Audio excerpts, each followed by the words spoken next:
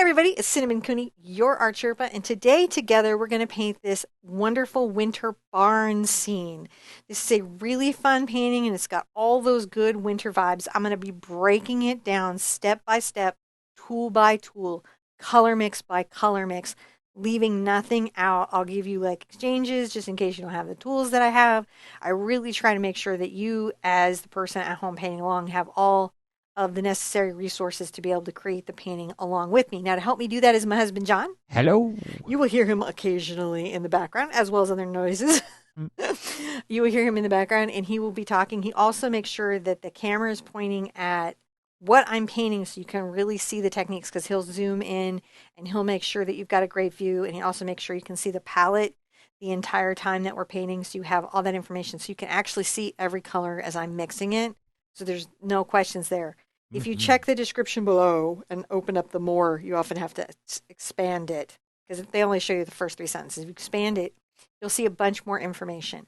All the materials for this class, you'll have links to my website. There's also a link to what I call the traceable. I am going to show you how to draw this, but if you're like, yeah, I don't do that drawing thing, it's not fun for me, that's totally cool. The traceables are free. You just download them and transfer them onto the canvas. A couple of notes later in the painting. We're going to go over the materials in the beginning, but I just want to add that we will be adding in some phthalo green later in the lesson. And I will be adding some fluid acrylic, which you don't need to have. The green you do need to have, but the fluid acrylic you don't need to have. I just used it because it's my preference. Hmm. All right, I think that's all the things that you need to know to get ready to paint this with me. So get your paint, get your brushes, come back to these right now. We're going to paint this together. So for today's lesson, I'm starting with an 11 by 14 canvas. On my palette, I have the colors Cad Yellow Medium, Cad Red Medium, Dioxazine Purple, Ultramarine Blue, Mars Black, Burnt Sienna, Yellow Ochre, Titanium White. I also have, if I need it, satin glazing liquid that slows down the drying time of my paint and allows me to glaze. And I also have titanium white in fluid acrylic for making snow splatter. You could thin your titanium white with water to get it down into a more fluid consistency, or you could use craft paint. Either one of those things would be totally fine. Let's, John, hop in to step one. I've got to find my little brush. There it is. Let's hop into step one. So I'm going to lay in the barn by hand here for you and go over the measurements and locations and everything if you want to follow along that way at home.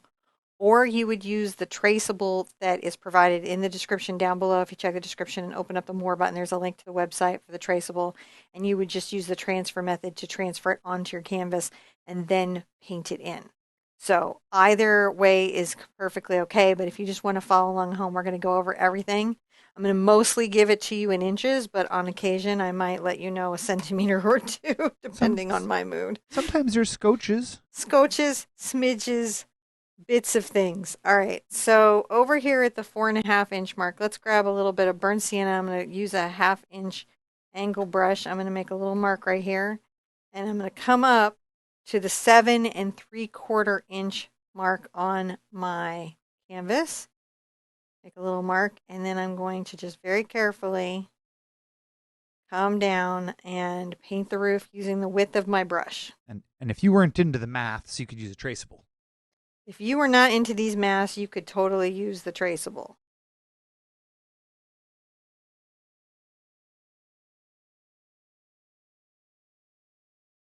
We're just doing a little underpainting here.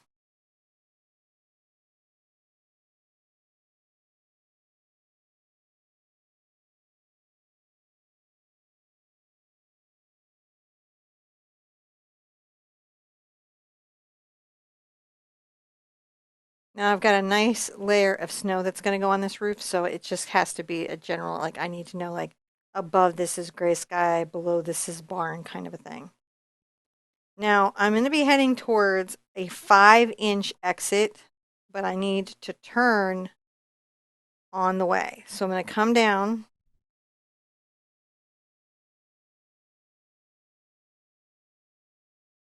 Right just a little bit past the halfway mark, I'm going to make a little turn to take it down to 5 inches.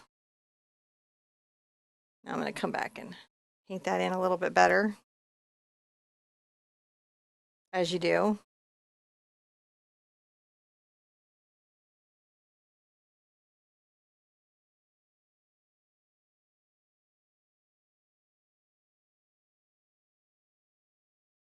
Now the line here across the horizontal is going to be 3.5 inches from the bottom. So if you measured from this side, you could use a T-square ruler, right? So if I measure from here, it's 3.5 inches. And then I'm going to use this to make a straight line across.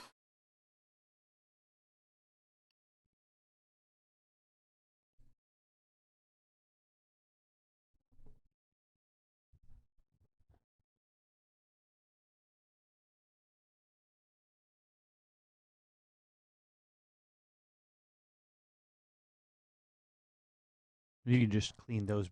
Uh, I will be cleaning these lines way up in the actual painting. Right now we're just saying this is barn, this will be sky, this is foreground. We're just breaking up those spaces. I mean, your T-square there. Yeah. It'll just clean right up. Yeah, I just wipe the little paint off with my finger even. Hmm. So from the center of the roof mark, right, coming down, 4.25 4.25 inches from that line right here. So it'd be 4 and just a quarter to the top. So I would like mark it here. That's how far my line is going to go. Use my T-square ruler to just square that up a little bit.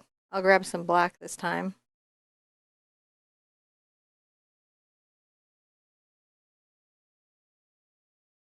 I won't take it all the way up. I want to give myself some room to have a little lip. There we go. And then I'm going to want 2 inches on either side. So 2 inches from here. 2 inches from here.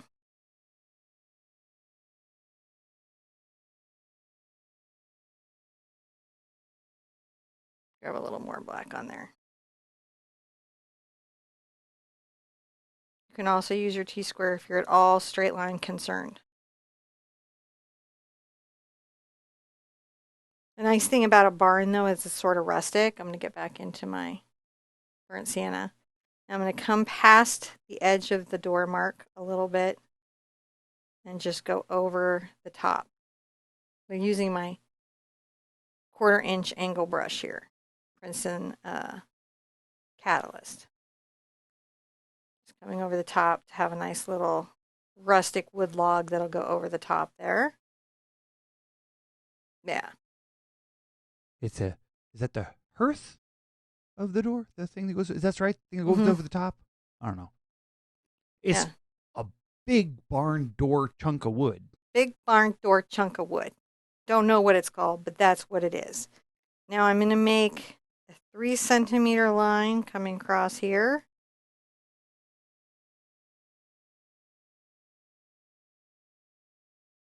And coming like also on that same level. Make sure that it's lined up correctly. You just want your windows to be on the same level, about the same size. Come up and make a parallel up top.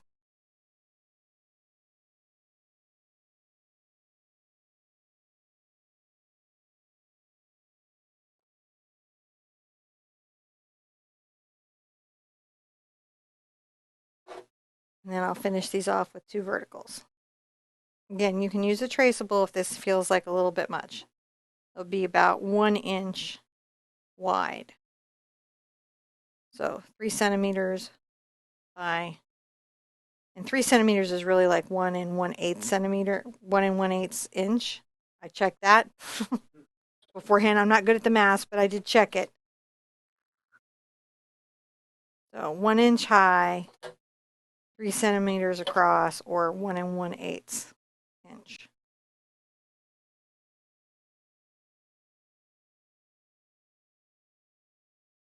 So when you sketch it out like that, you should end up with a slight structure like this happening there. Then I'm going to use my black paint actually right here. This is the center of my door. I'm going to swing around, coming off this to the corner. A curved line. I'm going to kind of turn and curve into the door. And then if this is the center point, maybe a couple inches over towards the right, left, I'm going to come over here and make a little turn. So now I have the outline for my path. So once I have that in, I have my traceable on and the lines that I need to make this painting anchored in. Mm-hmm. So now I'm going to dry everything and begin the next step. So now I'm going to want to paint a sky, and I want the sky to be kind of different and interesting than it usually is. It's going to be darker near the barn and then get lighter as it goes up and be the lightest here in the center. I'm going to use, to start this off, I'm going to use a 3/4 inch angle brush, and I'm going to take a little bit of my ultramarine blue over to my Mars black, and I'm going to get a smidge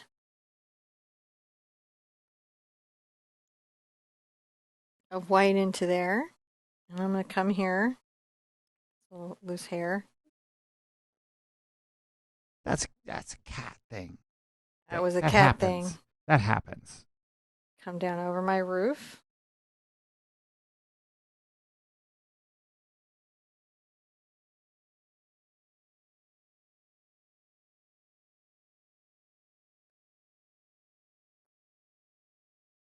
And paint this up.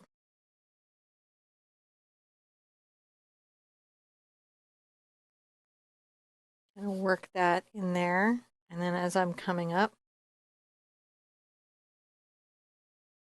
a little more white.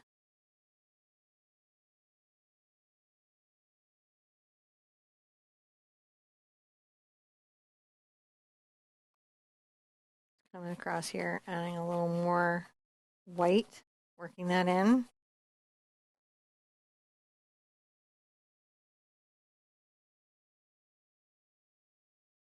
And then get a little more white onto here, lightening it up again.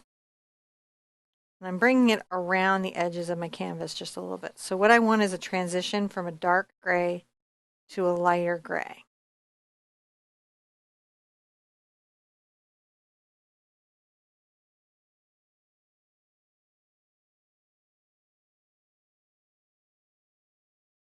Now we're getting light gray to a darker gray. I'm going to rinse out, wipe my brush off, come over to this side,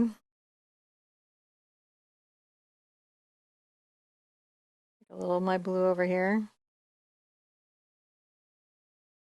a little of my white involved.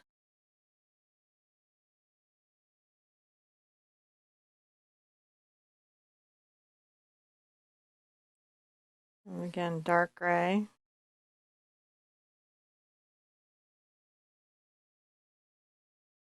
And we're going to have a nice snowbank coming up on our roof.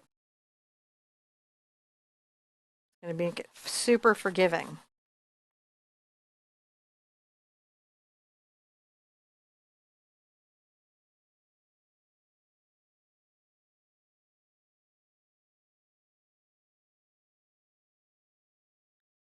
Kind of blending that gray up in there. Just a little bit, working those two wet colors into each other, kind of create a little blend.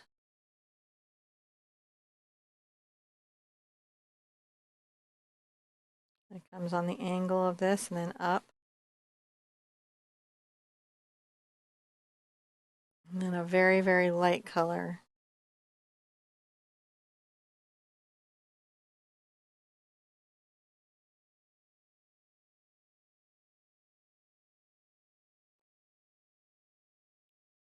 We'll be doing this like a couple of times to get a smooth transition. So right now you're just covering canvas. Don't be too stressed about it right now. We're That just makes getting sense. a gradual transition.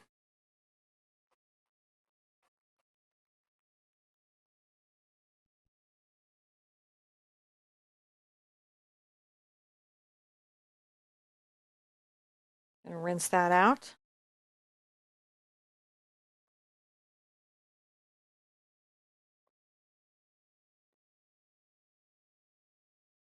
Gonna wipe off my brush. I'm gonna grab a little of my blue black here.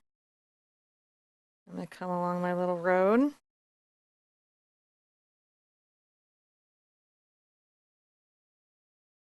My little path here, probably for like a little tractor.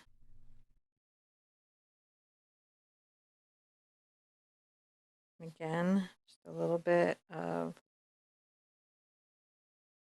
dark there.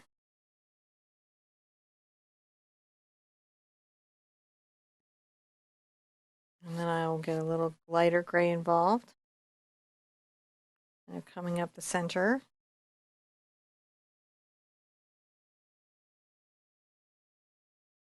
Doing little brush marks, just kind of working that in. And my brush directionality follows the path.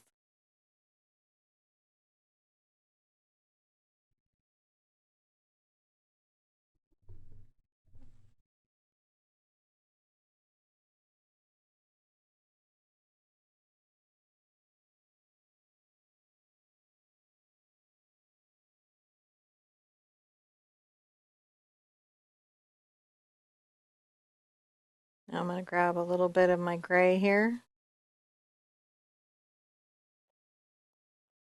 We're going to paint in all the rest of this a gray. Oh, yeah, that's nice.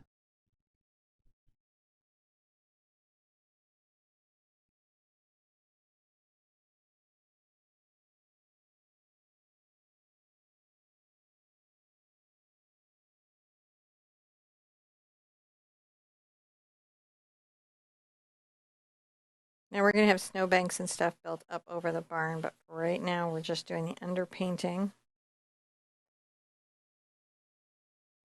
That's the colors that go underneath all the layers that help our painting feel very finished.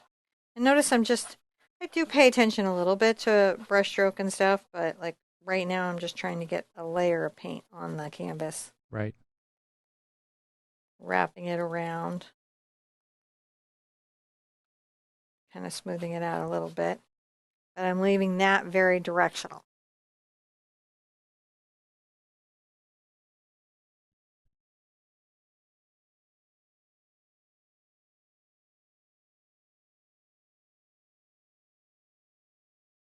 Just bringing across here.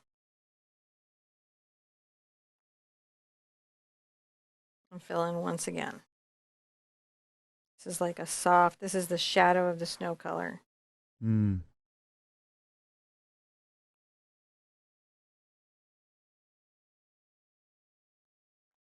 Snowy landscapes can be nice because they give us a chance to work with monochromatic color schemes.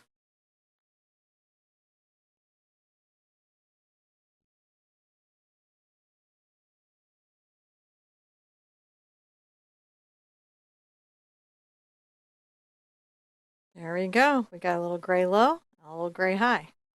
Rinse out my angle brush here. Going over that again, that's a Catalyst by Princeton 3/4 inch angle brush. So this is the little 1/4 inch version of that. So they're like related brushes. Now I'm going to dry everything with my hair dryer. When we come back, I will show you what we do next. So now I'm getting the 1/2 inch angle. If you don't have all the different sizes of angles, you can also use a bright. This is a number 10 bright. You can paint all of this very easily with a bright. I'm going to do it with an angle, but I just want you to know that you can have a different brush and everything will be okay. I'm going to take this brush, get a little bit damp, and I'm going to mix my Cad Red and my Dioxazine Purple together. And make a nice deep dark burgundy kind of color, a little wine color. And paint in my doors with this deep purple red.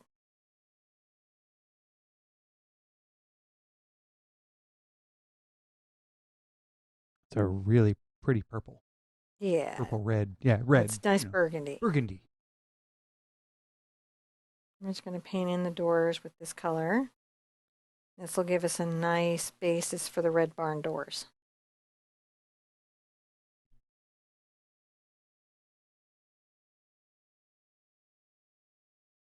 I can go over my little shadow line there because it's going to show through. If I did lose the divide of my doors, it's okay. I know that it's off the corner, the peak of the barn. Splits the building. Splits the building.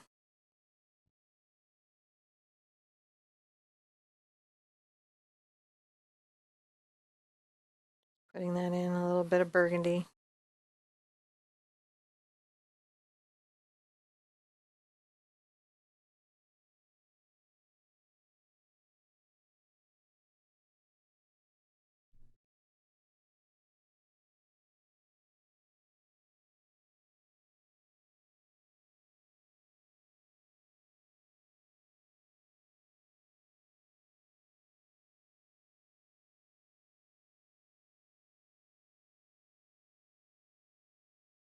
Now I'm going to get a little bit of my red, a little more red. And I'm going to mix in the windows here. A little bit of this red. We're going to actually put some lights on inside the barn. So this is the beginning of that. So it's just a little more red this time, a little less burgundy. But still pretty deep.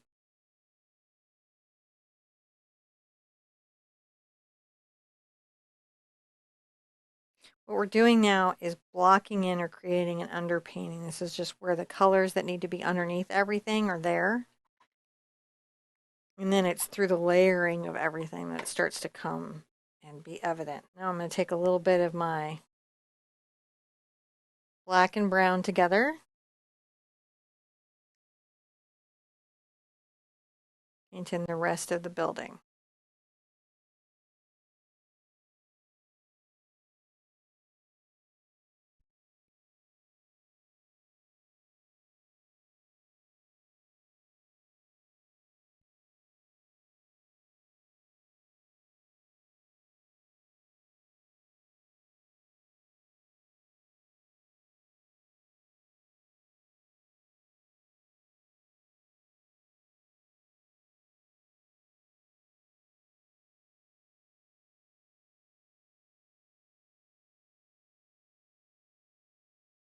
Now, is the directionality here at all important?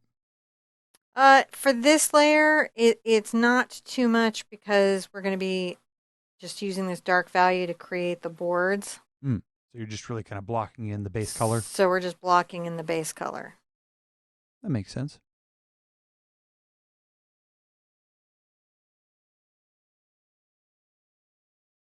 With a dark chocolate brown.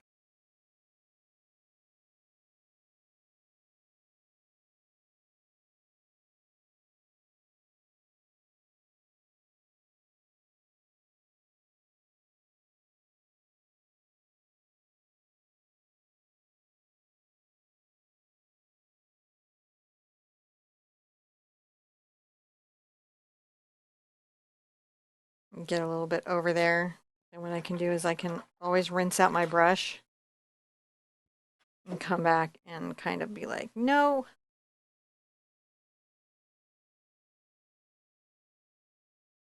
Making sure that that's a little more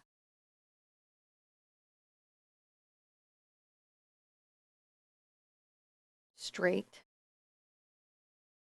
Again, we don't have to be too perfect with it simply because we're going to be adding a roof there and snow and icicles. So there's a lot to add in.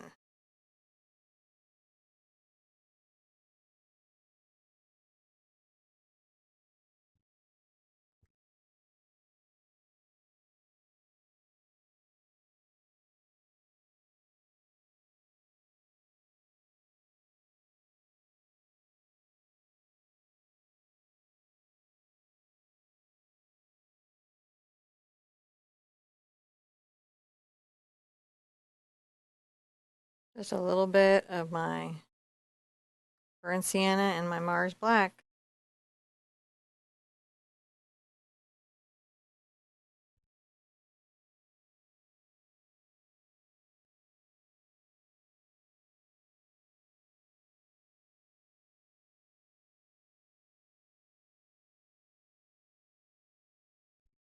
The nice thing about wood is very colorful. So, and it's nice to start with a rich color like this.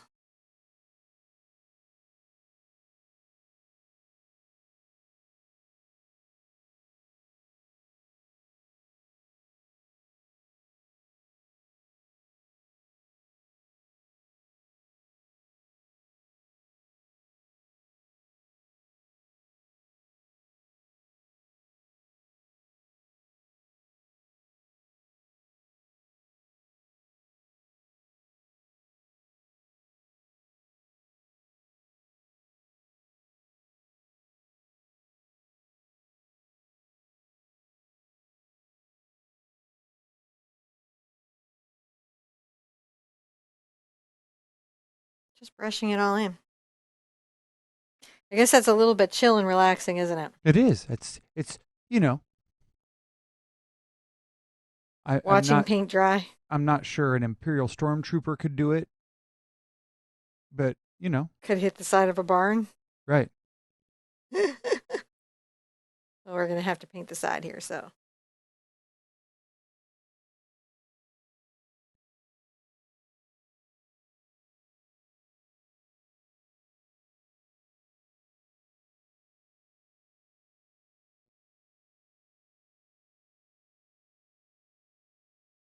More barn blending. More barn blending.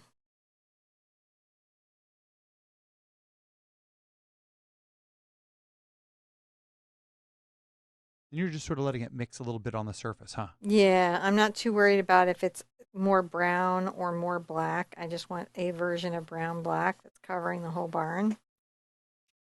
And when we get into it, you'll see why it makes a huge difference when we start making the little planks Hmm. where we see the little boards in the barn. This will create the shadow between the planks, helping it be Oh, more dimensional. yep. That makes sense. And also to help the wood feel like it's deeper and richer. And it you could have painted the whole thing brown and then painted the red in, but the red wouldn't be as poppy, would it?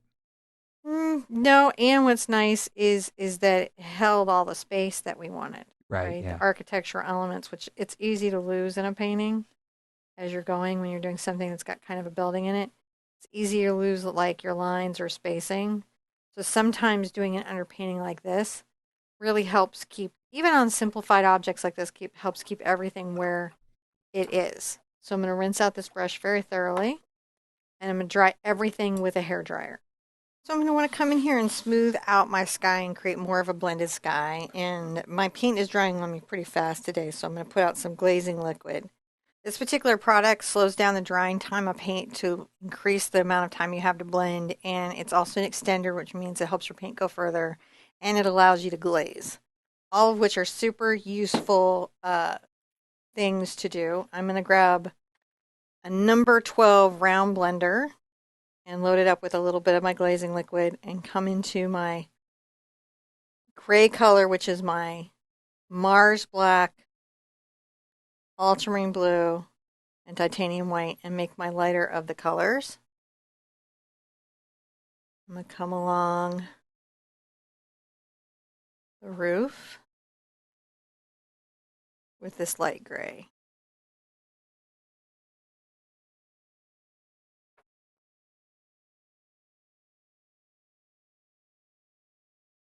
The nice thing about the glazing liquid is it'll keep my paint from drying out so quickly. So I have a second to blend.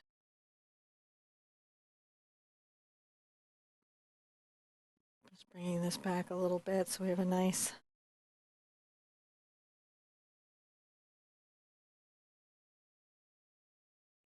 And I'm going to grab a little bit of my black and a little bit of my blue. Make kind of a middle gray.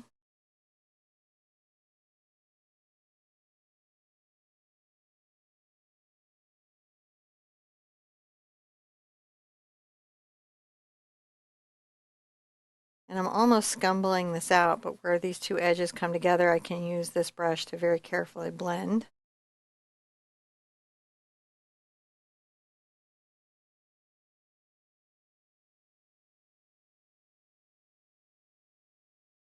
And if I wipe off on my towel, I can come here and again do a really soft transition. Yeah, we're getting a nice soft transition in there.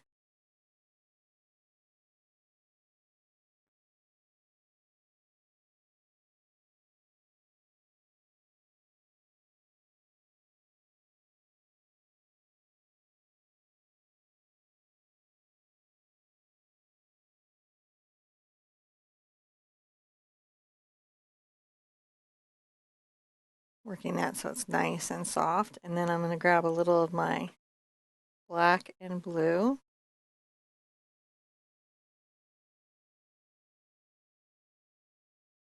Add just a little bit of white to it.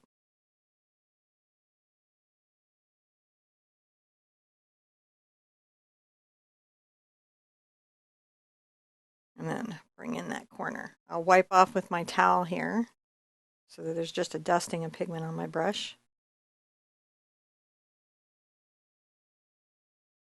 I'll go ahead and blend this here.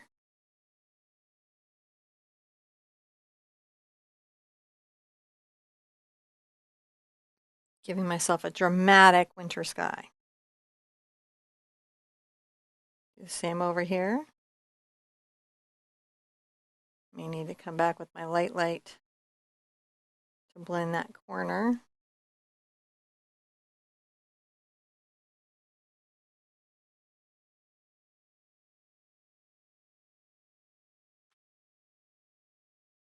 Get a little bit of white into my brush.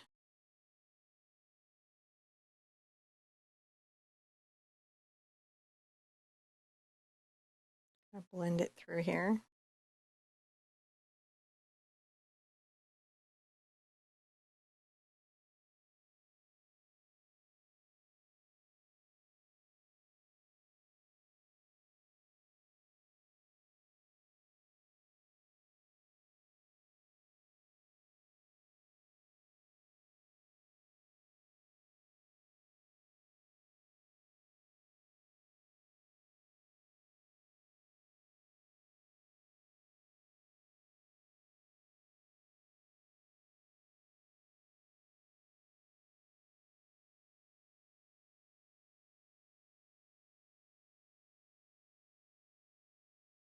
And this very dark color for this little corner.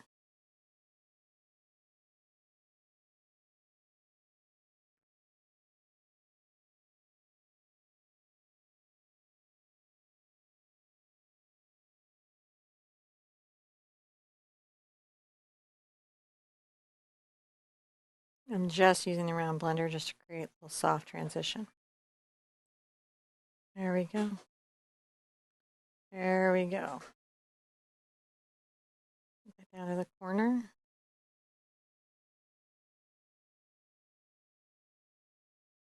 Get a little bit of black and blue here. Even a little more into the corner.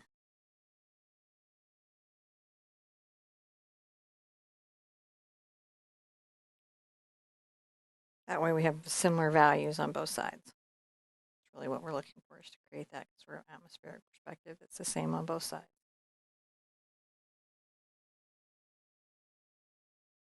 There we go. As soon as you have that blended how you like it, which is really just down to your preferences. For your sky, I might come back up into my light sky again, just making sure that I've got a nice. Makes kind of a nice blended sky.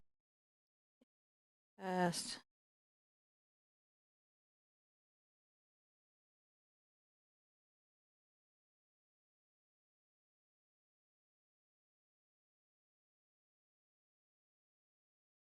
soft brushwork.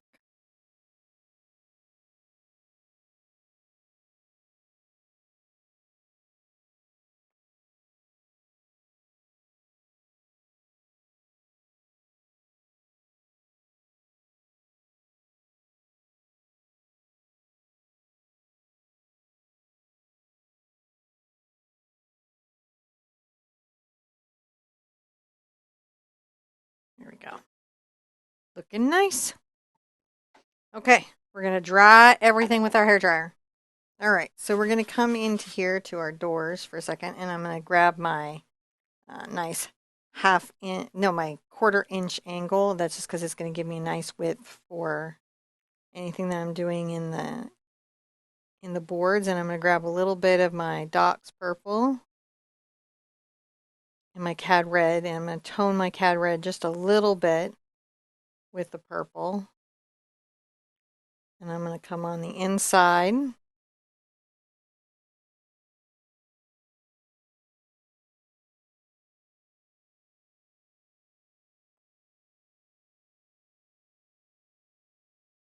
going to brush this down here. And on the other side of the door.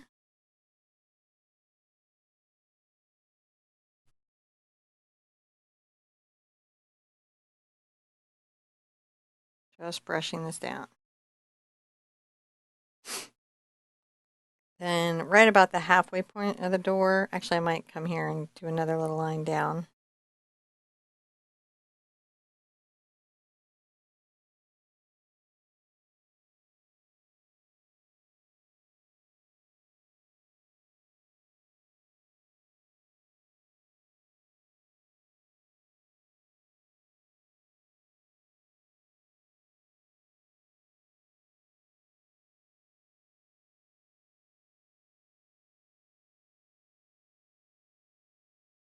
And then around the halfway point, I'm going to bring a little bar across.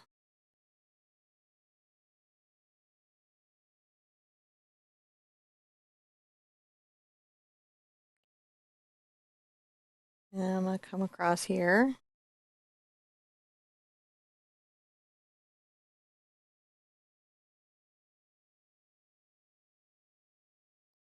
And let's get a little more purple into the red. We'll paint the inside of the little areas a darker burnt.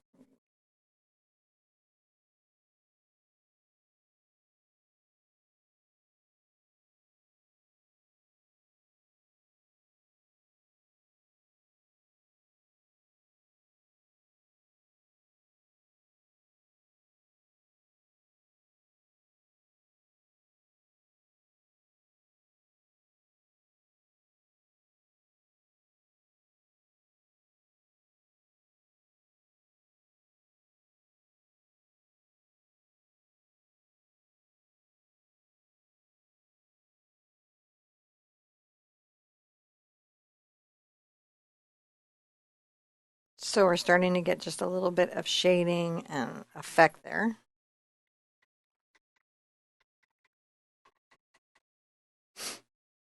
I'm going to grab a little bit of my burnt sienna and Mars black. I'm going to come across the top here.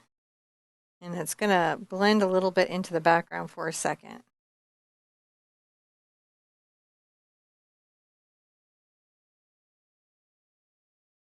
I'm going to go ahead and get a little white involved.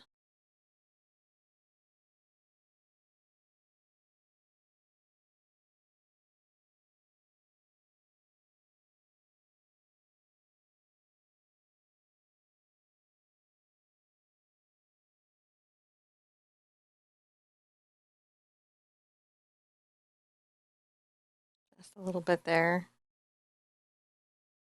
A little more.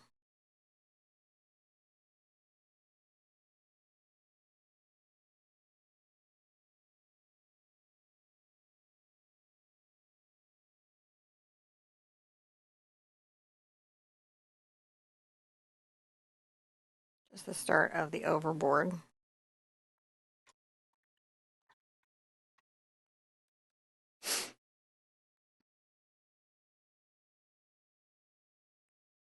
Now I'm going to want to take a little bit more of my red here.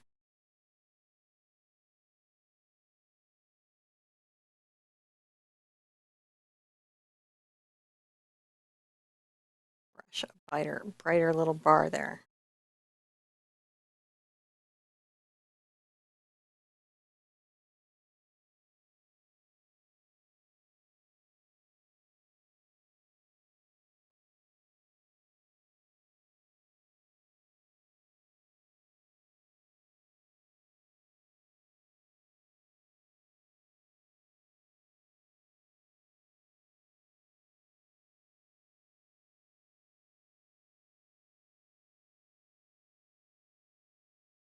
Brush that down a little bit.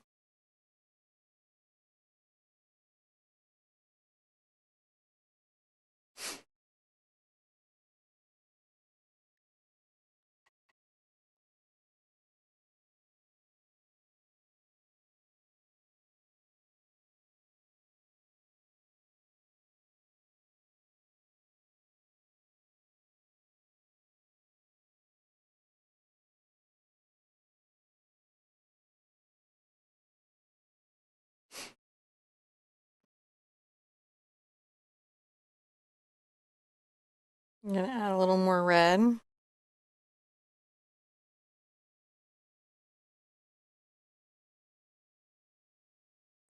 Paint a little bit of a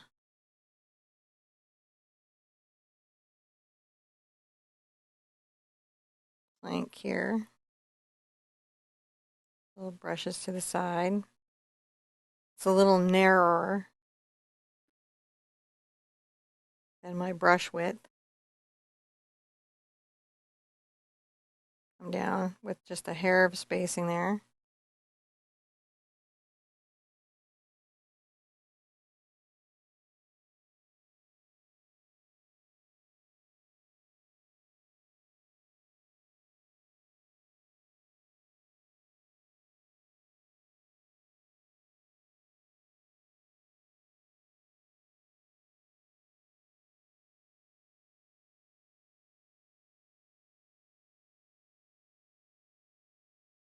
We just fill up the whole barn door with that.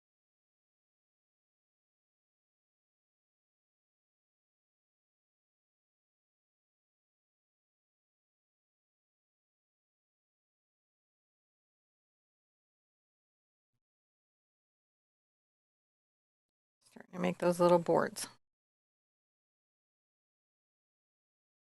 Just gotta layer at a time, build that barn.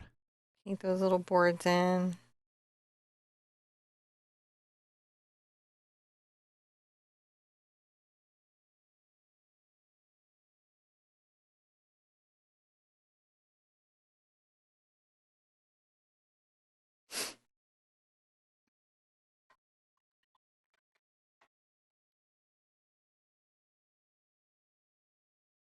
Come in and grab some black.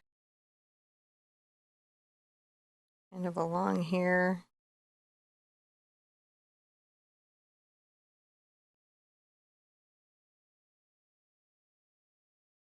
A little bit of black there.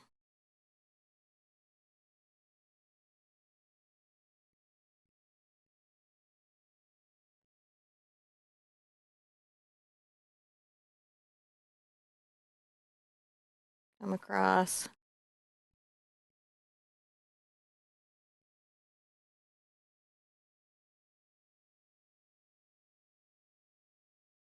A little bit there. So we have a bit of the beginning of barn door. That makes sense.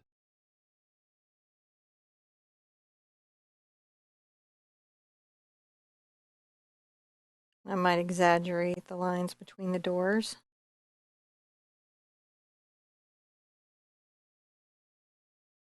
Between those little wood beams. Just giving those a little minute.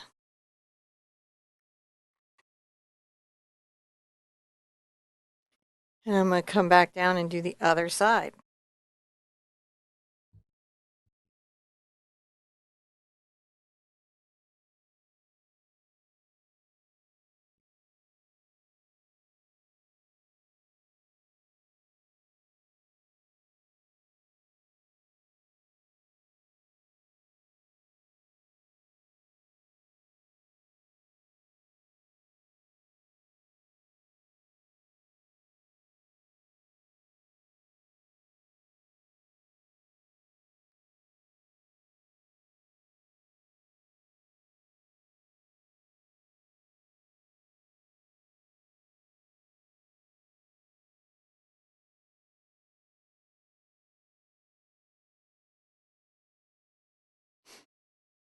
Just paint those in on both sides, the same.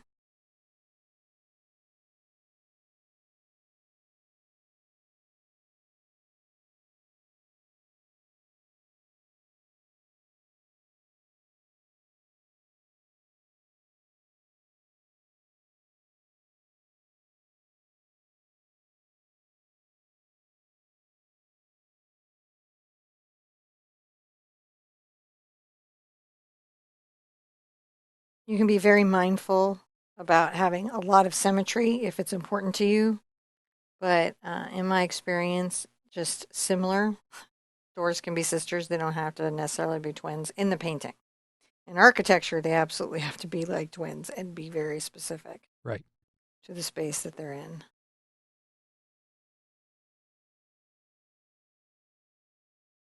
But you can build your barn however you want to build your barn. Hmm. Gonna grab a little bit of black here. Might even add some glazing liquid into it to improve the flow. I might come underneath here too. I'm just exaggerating places where shadows are going to go.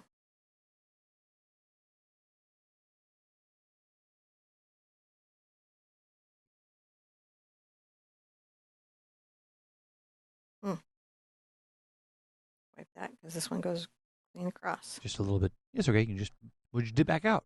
Just smudged it back out.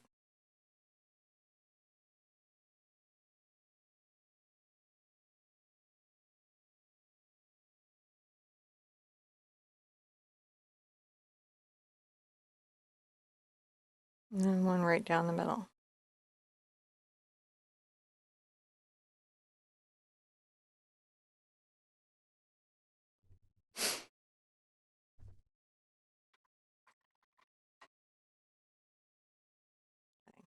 While I'm here, I'm going to come over to my Cad Red and my Cad Yellow.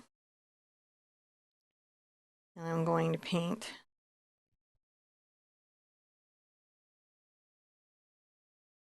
a little bit of that inside window.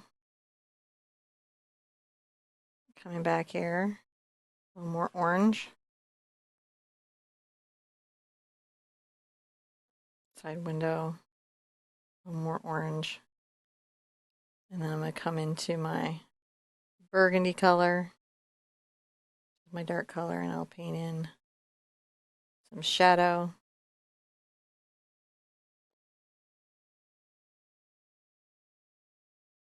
This is just the start of it, where we start to do the glowing in the window.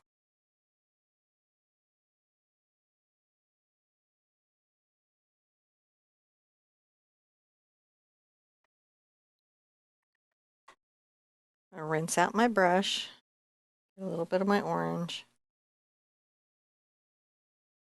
Let's work these together. So it's got a little bit of an ombre from the purple to the orange.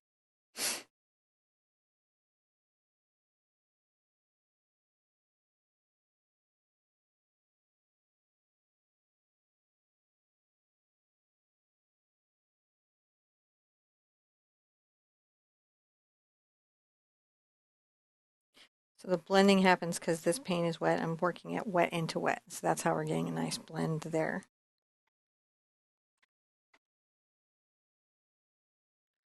I'm going to grab a little of my brown and come here.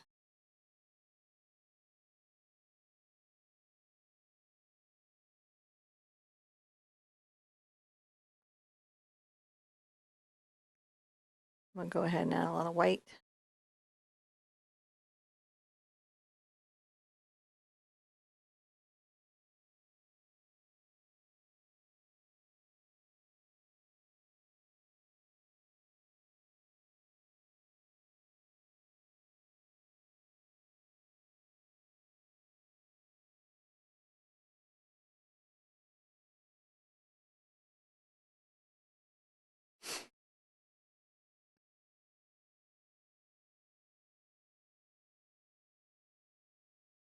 Yeah, a little bit across here.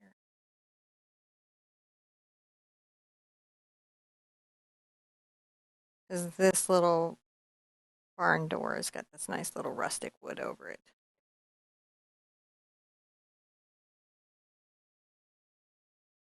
That's nice. Yeah, just a little bit of a touch. Now I want to dry everything with my hairdryer. Okay. So we are back. I want to let you know that we took a little bit of a break and I put fresh paint out on the palette because of it. It's Cad Yellow, Cad Red, Dioxazine Purple, Ultramarine Blue, Mars Black, Burnt Sienna, Yellow Ochre. This is Titanium White. And down here, I put a little satin glazing liquid. Just it's important every once in a while, like to take breaks, make sure you're eating, make sure you're stretching, make sure you're taking care of yourself as you go along with the painting. I think. I agree. You agree? I like the coffee breaks. I also like the coffee breaks. I'm just trying to decide where I want to go next. I think I'm going to work my little wood barn now. So I'm going to take a little of my burnt sienna and my Mars black and a 1/4 inch angle brush. And I'm going to very carefully kind of make a little barn plank. Some barnwood, Some barnwood. highly sought after by many craftspeople. Yes, Old exactly. barn wood. Leaving a little space here.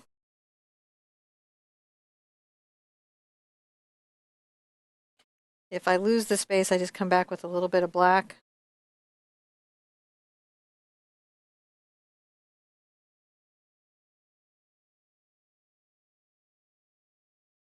So just trying to make sure that we've got a nice little bit of barnwood. We've got many colors in the barn.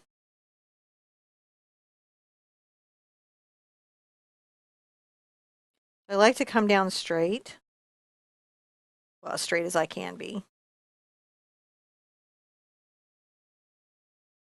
And then finish the stroke up at the top of the barn. This is a bit fussy. And I'm going to go through and put my planks in first and then put my little spacers in. But this is how I kind of finish them off.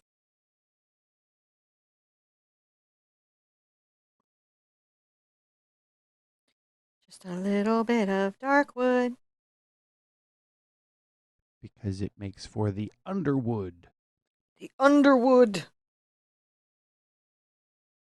The weathered wood.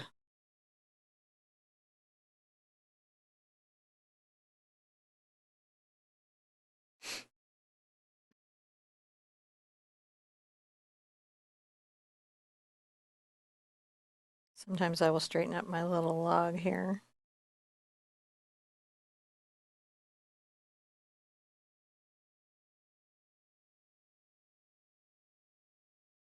It's always a little challenging getting like straight logs on a barn.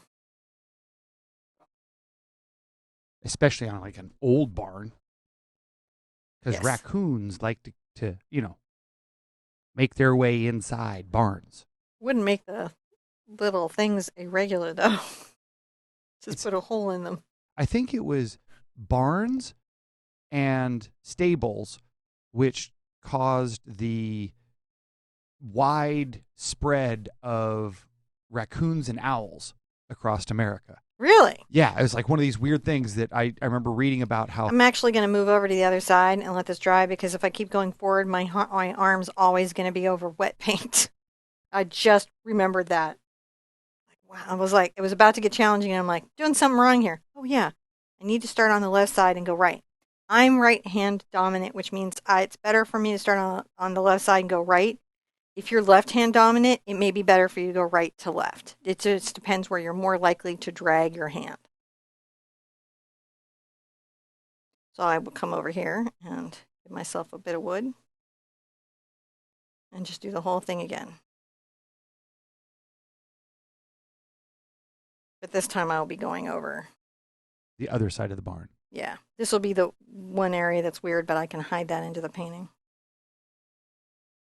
Yeah, it was crazy because they were talking about animals that had evolved to be alongside humans that weren't domesticated as such.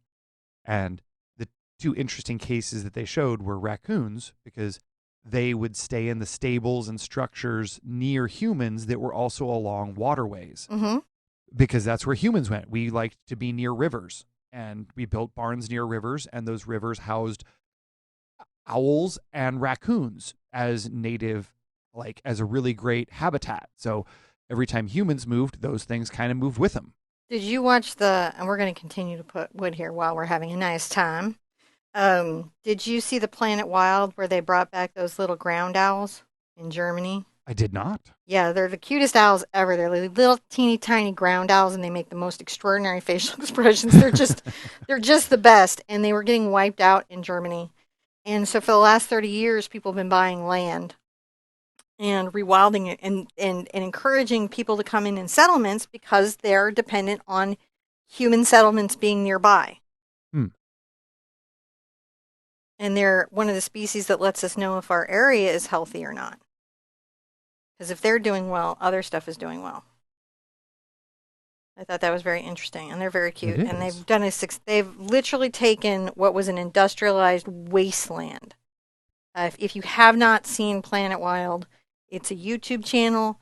They restore wildlife spaces. They rebuild coral reefs. They do this. You can participate in it if you want to. Mm. And this particular one, and they've gotten two. There's been a follow up because it was so popular because they're so cute. Huh. And they were so successful at this, and they've been working on it forever to take this industrialized, paved world and turn it back into a bucolic paradise. Hmm. Little agrarian, paradise.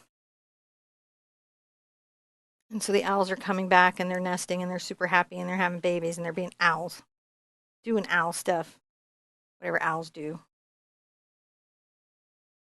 But it's fascinating to see them put them back. Mm-hmm. And they do. They depend on human settlements and all kinds of stuff. And they put this really cool thing like you could have like farmland there, but you're not allowed to have like too many sheep. Right. Like a reasonable number of sheep, Hmm. but not 10,000 head. You know, that's a lot of sheep, but I I think two is more than I could handle. One probably is, actually, you could have if you had a large enough property, you could probably pull into the thousands of sheep. My dad, his family had thousands of sheep in the red desert of Wyoming. And if you didn't know that, there's a red desert in Wyoming. well, Very beautiful. So I'm just doing this. This is kind of the reason it's nice to chat and stuff is that sometimes this work is just it's very repetitive. mm-hmm. Good for calming your blood pressure though. Believe it or not, doing these kinds of fussy tasks good for your blood pressure. Maybe not if somebody's coming in the studio like interrupting you. Or you've got a furry companion and spilling the paint water, that might be not as peaceful, but in general,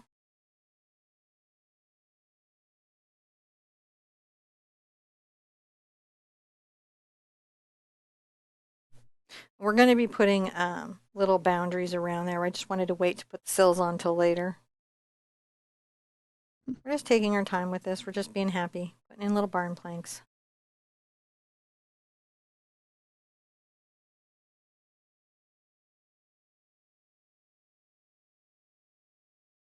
I'm just burnt sienna, Mars black, a little bit. I still want it to read as brown. I'm going to glaze, I'm going to highlight. We're going to really work all of this. Mm. We're going to make these barn planks pretty. But the first thing is to get the pattern in and then get the shadow spacing in, and then you can paint them all fancy. Fancy. Fancy. Fancy wood. We want some fancy barn wood. This barn is so beautiful you could have a wedding at it. Could you? Mm-hmm. There could be a wedding going on right now. Maybe that's why the lights are on inside. That's the story I'm telling. I'm telling that there's somebody in the barn doing something. I think they're having Barn a dance? party. Yeah. That's where all the animals are in there and they're getting down to the square. So the animals are having a party. Yeah, square dancing party. That's what they do in there. So I'm just making sure that the area above my roof is like kind of like at the nice angle. Now listen, we're going to put a shadow here. We're going to add icicles here. So don't do the best work of your life up next to the roof. It's just a general thing that you want to do.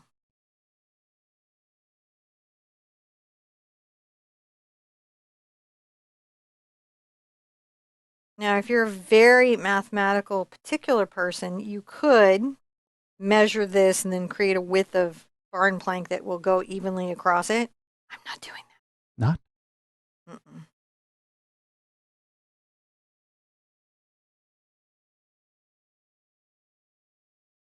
And then where I have to, I can just paint it a little bit narrower coming down.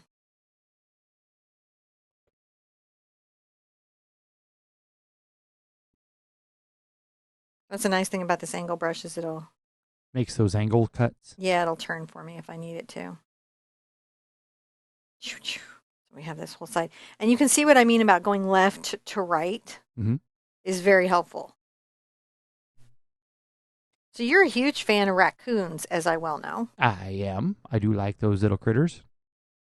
They're awesome. I don't encourage feeding the raccoons, but I'm going to be honest, I do guiltily watch the raccoon feeding channels. Well, I would say Which that, is terrible. I'm supporting it, but they're so cute and so fat. uh, yes, It's not good for the wildlife, man. on behalf of the raccoon nation, I say that you should continue to feed raccoons. But on behalf of all the forest rangers, I will say don't. Don't feed the bears. Don't feed the wildlife. Don't feed the wildlife. It just gets the wildlife killed, is what it does. There's this really funny sign I have a picture of from. Well, it's not funny. Well, it is funny. It's a bit dark of a sign in Canada that was a picture of like, and it's just like a street roadwork sign. It's that kind of art of little figures feeding a bear, and then a bear mauling the figures in the next sign, and then a very sad ranger. And I mean, they drew the figure like hunched over with his little gun, sad, and a dead bear, This is like with which was little their X's in its eyes. little X. Yeah, it was really quite. I It was it it was was very dark but very funny. I think that there was some edge to the sign. Yeah, That it they felt were like like, they'd had enough of like people getting, because they're like the end result of, someone feeding the bears is that the bear, invariably yeah, does something it can't do, and then it gets put down, and that makes the ranger sad. You don't want to make a ranger sad. no. Don't make the ranger sad. And in this case, I think raccoons by and large are already not very human skittish.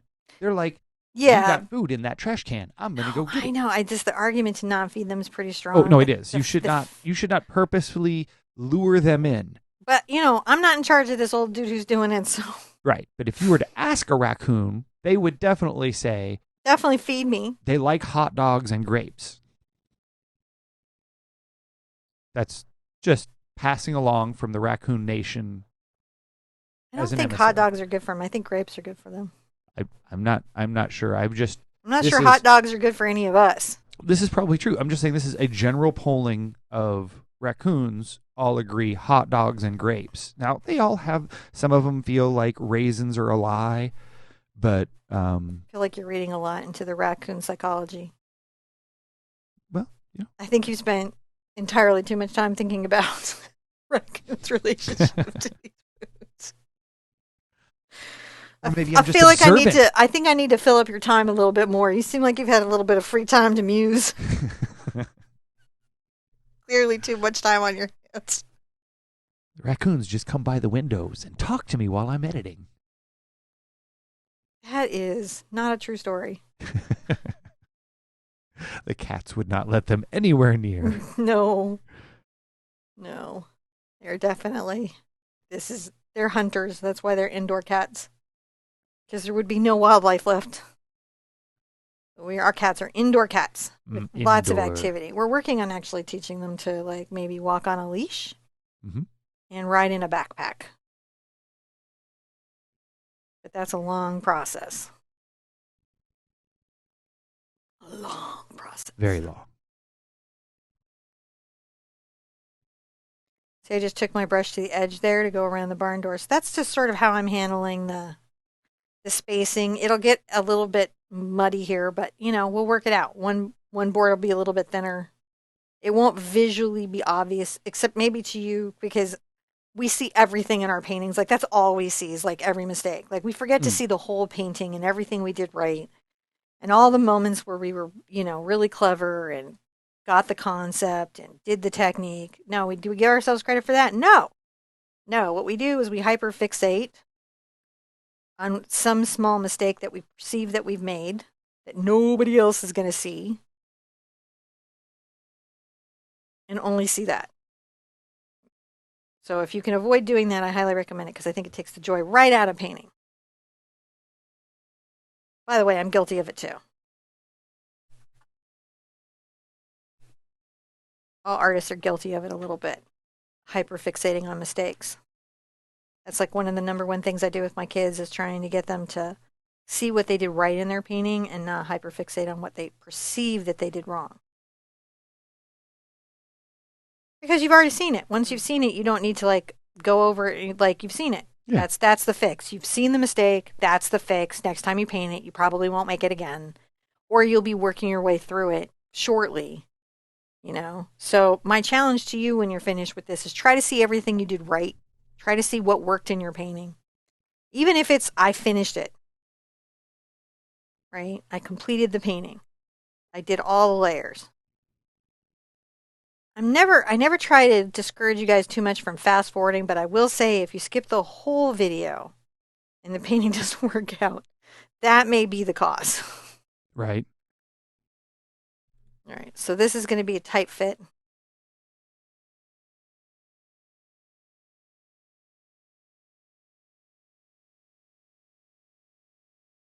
I'm kind of just very carefully thinning this little board a bit by not using the full pressure of my brush.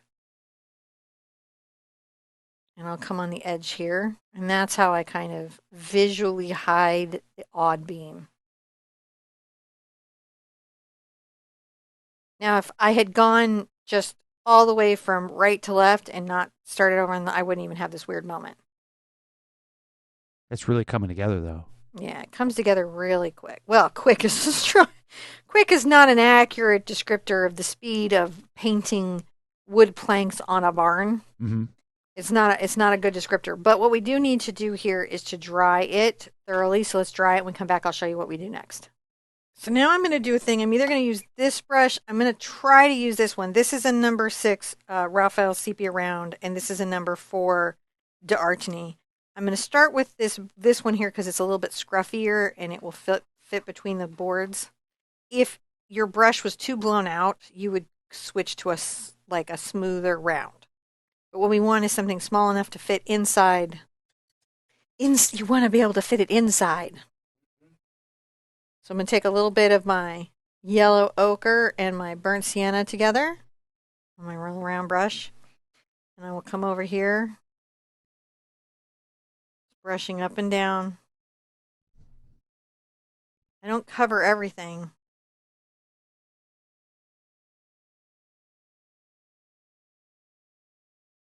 I do the little wood divisions last.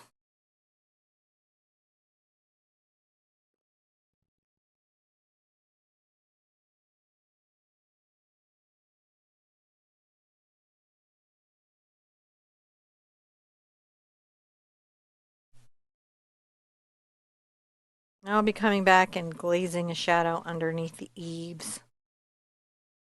The roof. I don't know what an eave is.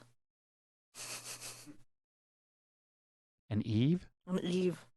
The eave is the bottom. It's the outside part of a window that's the bottom. Oh, well, then I was totally wrong. I was talking about underneath here. That's also an eave. It's the overhang area. Oh, okay. All right, then I had a small idea of what an eave was. Yeah, the small overhang, generally on the top of a roof or under the window edge. So we're starting just to get a little barn personality in here. That's what we're doing.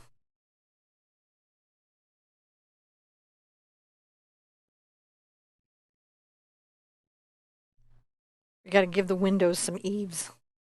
Mm-hmm. So you can drop them like a hobbit. What? I wasn't dropping no eaves, Mr. Gandalf. Oh, that's right. Thank you. Thank you, little Samwise there. Yep. To quote a famous hobbit. What's really sad is I knew who it was. That's good. I would be. I don't know. I would say that if you didn't know, I might have to watch. Rethink me? No, we would just have to rewatch another. Oh, dude, I can't rewatch Lord of the Rings. That's like when I power watch Lord of the Rings, which if you haven't, it's a lot of walking. But the movies are incredibly long. Which time are you talking about that we power watched it? Oh, I power watch on my own. You never hang up with me. It's true. You fall asleep. You do more contiguous watching, mm-hmm. and I'm much more of a. You come in and you're like, I like this part. This is the part where Sam lays down on the ground and looks up at the sky, and has his moment of recollection. Well, I don't know. I think we all have our favorite parts. True. For some reason, mine are the big eagles. I don't know why those. I'm always excited when the big eagles show up. I'm like, it's the big birds we can ride. Yay! I'm afraid of heights. I don't even know why I like that particular mythical beast so much, but yet I do. I also am on the dragon side. Always, always.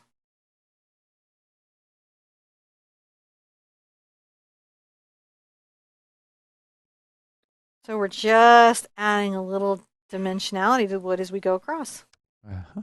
The wood needs a little dimensionality. It needs to be dimensional. Dimensional.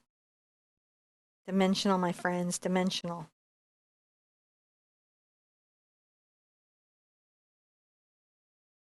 Okay, I'm going to come and glaze it, but I'm just making sure my wood has the look that I'm going for. I haven't even added in any like shadow lines or anything here. This is just me building up the boards. But sometimes I watch Lord of the Rings in a power watch when I'm like willing to give up a whole weekend to TV. But it is a whole weekend. You got to commit to those. You do. Or you could watch like a reasonable person in sections. I hear that's possible as well. I've never personally done it. Like 24 like nearly took me out, that show 24, because it's like every episode is an hour of this guy's terrible day, like the worst day ever. But if you power watch it, if you binge it, you're so stressed out by the end of that binge. It's too much stuff happens to him in too short of a time, and when you actually do the 24 hours sequentially, you just think this guy needs to give up. This is too much. No, no, that's an abusive, toxic job. No.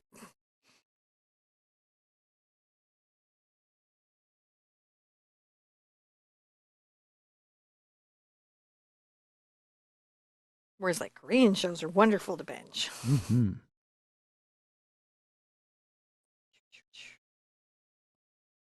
Just coming here and adding more as I'm talking to you guys, as you're at home painting along with Just me. putting the layers on. How you doing? We're halfway through our barn. You've got it. You can do this. The barn painting. Like me, I'm just making little streaky strokes. Streaky strokes. Little short, Barney dry, stroke. brushy, light pressured strokes. Little short, dry, brushy, little woody strokes. Look at that go. And you can really see the planks of the barn now. Now you can see them.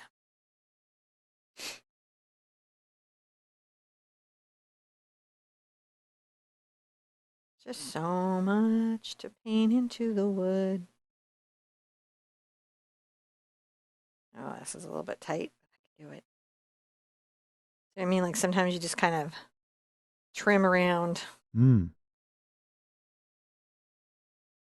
Well, craftsmanship is not equal. I'll tell you that right now. So my craftsmanship is questionable here, but some craftsmanship is great. You might be a great craftsman out there. You might be like doing the little buttress joints and all the little things. I'm like that YouTuber that's just cutting pieces to see if they fit. Huh.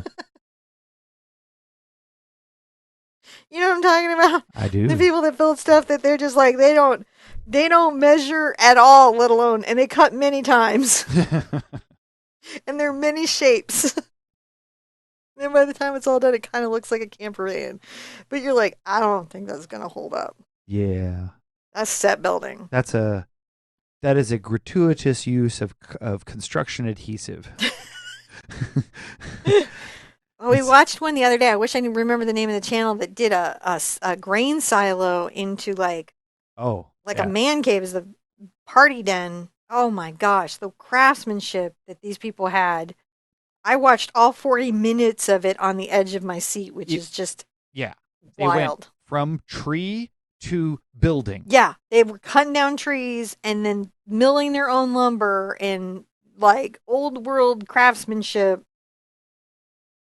Unbelievable. Like this thing is going to be there in 1,000 years. Like the new silo will hold up better than the old silo Oh yeah. because they fixed that thing up too. Mm-hmm. They didn't just like add beautiful craftsmanship to a rundown silo. They like fixed up the silo. They were really pretty. I always think I want to do stuff like that, but then I never do. Like I'm just continuing to brush this, which is why I'm talking to you. There's a creator online called Cabin Land. That one I do remember. He builds fantasy cabins and buildings and outbuildings and hot tubs out of trees and all kinds of stuff. And I very much enjoy. Very much enjoy. Very much. Very much enjoy his stuff. And I'll get all excited. He's got a desert one now. And then he's got a woodland forest one. And he's part of a power couple, I guess, online power couple. I don't watch anything but Cabinland, so I don't know what the other channels are. I think it's like a beauty lifestyle channel or something. I'm not sure. But I love watching the Cabinland. You can find that on Instagram is a good place to look for it. One of the few things that make Instagram worthwhile. But I think it's everywhere, like on YouTube and TikTok, and I'm sure in half a second we'll be on Threads and Blue Sky or the 20 social medias that we all have. I like the butterfly. So this is one layer. Layer one. Layer one. All right. Let's call it a step. We don't really need to dry it because it takes so long that it's already dry back here. All right. Well, so I'm going to start over. And we'll be back in a minute. We'll be back in a minute. So I know we might be getting bored with the wood, but we're going to keep painting it. Yeah, I did. I think you nailed it. You always have to top me. What are you talking One about? better dad joke than I can come up with. One better dad joke. I'm going to take a little bit of my cat. I'm just kidding with him. He's absolutely allowed to be funny. I'm taking my cad yellow and my cad red, and I'm making a nice orange. Look, you don't have to hammer at home. See, once you get John started, I'm going to take some burnt sienna over here. You just got to roll with it. Well, leave the barn door open. I'm going to add some highlights. I'm using my number 4 Raphael d'Artagnan round brush again. And I want to just add some highlights. I'm doing this kind of dry brushing. Focusing some of these highlights kind of more sort of centrally here. That way that there's a feeling we're going to add some shadow, and then there's a feeling of it being a little bit brighter.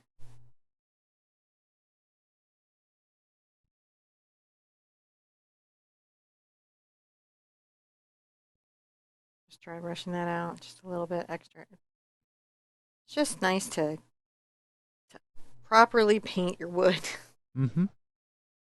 For something that's brown, it has so many colors. It is. It's multi-textural. Multi-textural, lots of colors.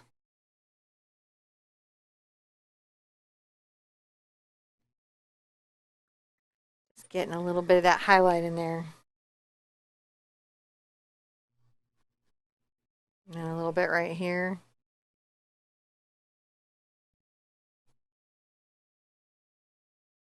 So I'm letting a lot of what's there kind of show underneath it.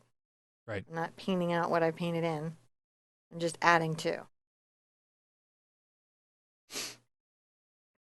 All right. I'm gonna rinse that out, and then we're gonna come over here to the burnt sienna and Mars black. Make sure that my brush is fairly dry. I want to take all the water out of it that I can. Don't want it to be too wet. Dark color again. Come here underneath the E's. Just a little bit of a dark color underneath the E's. Pigment.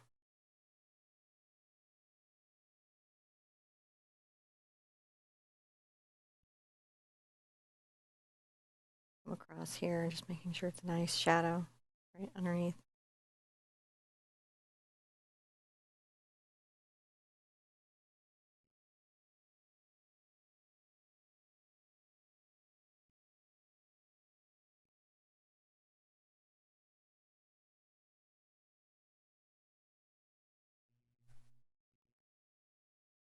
Just some shading to our barn. Our barn some dimensionality.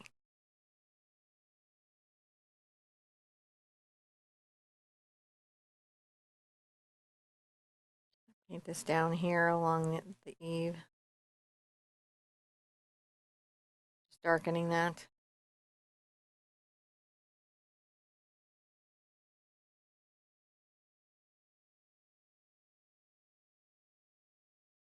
Just lightly dusting it. Oh, that's starting to be nice. Oh, yeah.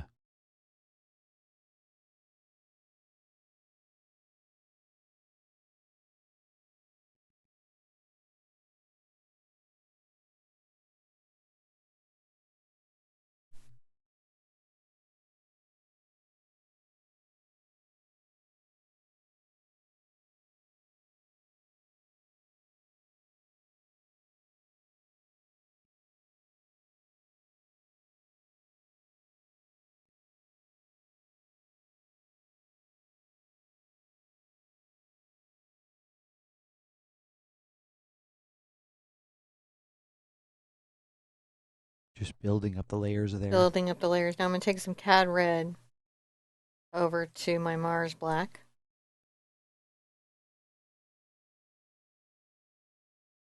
Kind of a dark brown with that. Some glazing liquid on here. Over here, I'm going to glaze this back a little bit. What's nice about this is it'll let all of my like little work kind of show through, but it'll just darken this a titch. Darken it a titch. Mm-hmm. And the Cad Red and the black changes up the color just enough from the burnt sienna to not just wash away everything we have.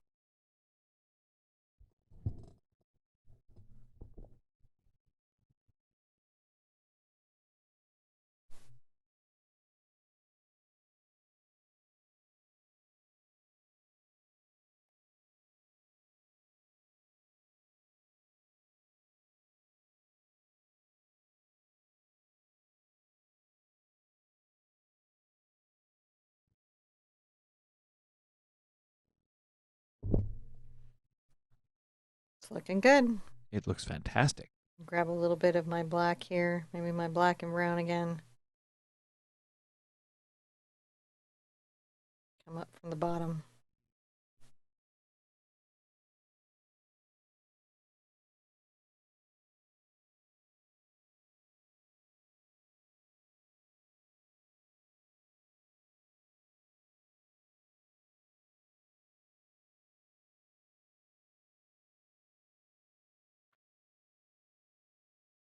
Just a little bit darker at the base where it's going to be near the snow.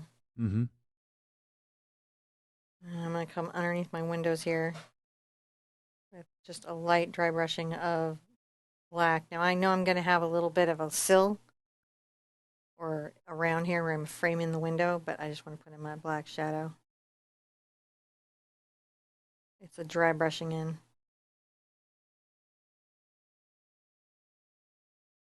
Dry brushing. All right. That is really good.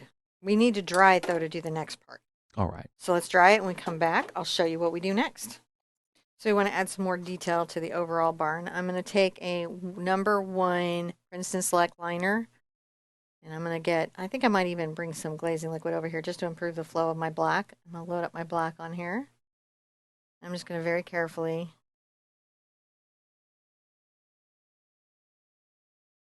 make sure that there's darkness between the boards.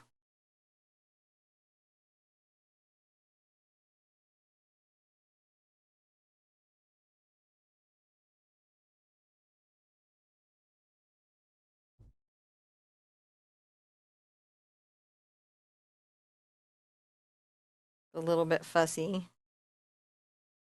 I think it makes it nice. It adds that little definition there. It helps us really see what we're... Read between the boards. Read between those boards. Yes, exactly. Read between the boards.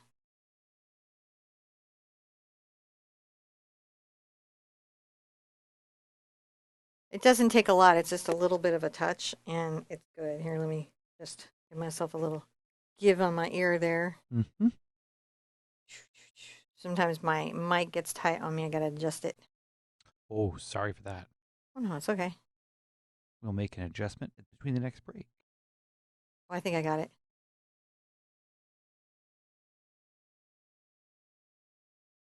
I was leaning anyways.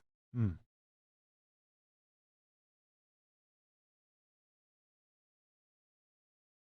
Just a little bit. Just an enforcement. Now, you may already be here. Like, you may have done your barn so dark that you already have really exaggerated lines between the boards.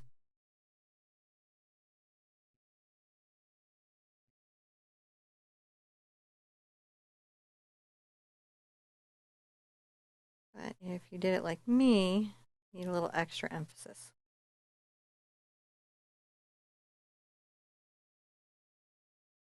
We got a lot of wreath here, so don't do the best work of your life right where we're going to paint a wreath.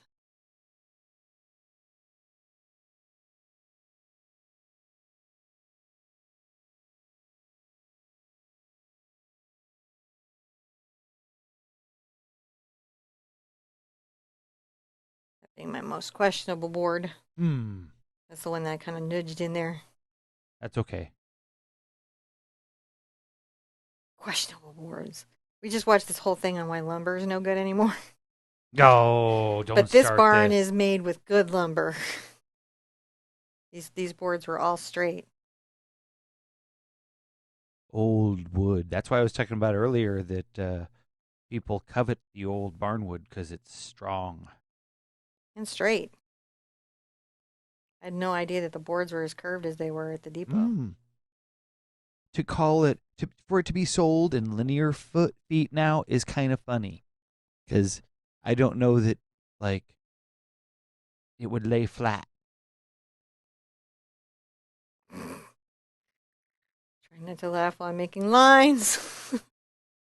No, Just it was really, really bent and bowed.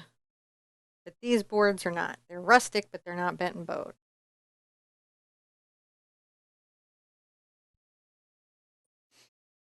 All right, so that's looking pretty good. Now, while that is having itself dry, I think I'm going to come in and work around here. I'm going to take a little bit of my brown and black together and a little bit of my titanium white, and I'm going to make this sort of aged wood color. I'm going to come, actually, I'll go side, side, top, top. hmm.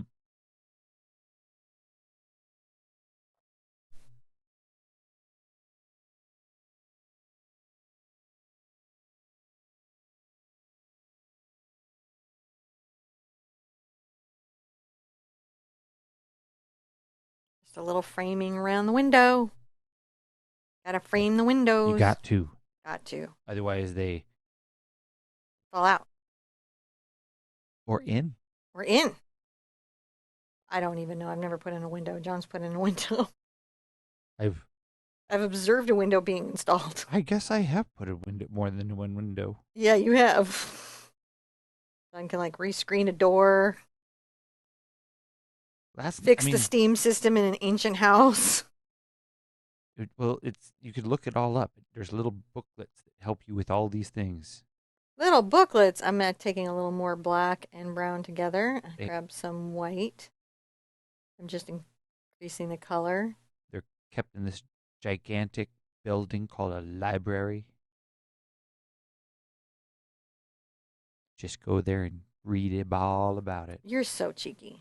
Well, we could all go to the library for everything. Now I'm loading up more of this color and I've added some glazing liquid to it, not to improve the blending, but to extend it. I'm going to come up here and paint this little rooftop, this sort of gray color.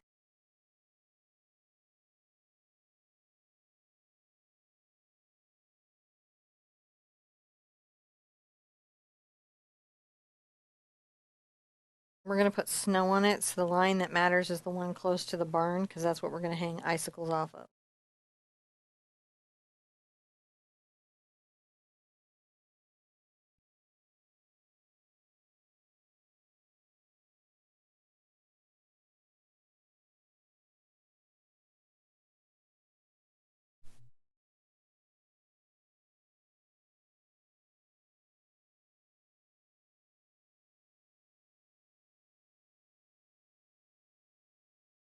Just brushing this down. This one is easier on me. Mm. On my dominant side.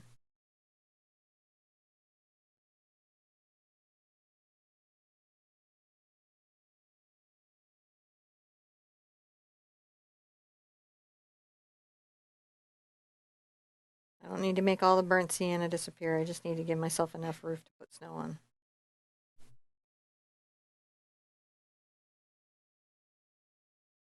Just give that a little bit of contrast edge. Yeah, just age it up a little bit. Might thicken this.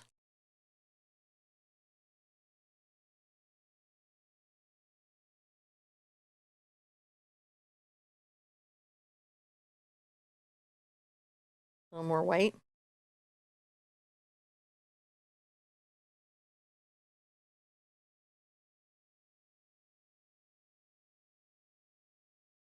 Adding a little more color. Wood-like strokes.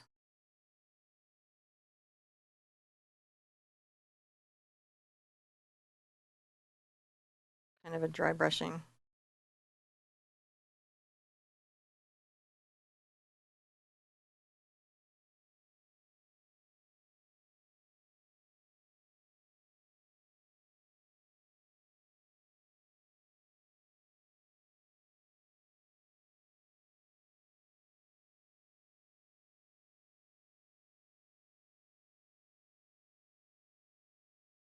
Just had a boo-boo there, so I just rubbed it out. Mm.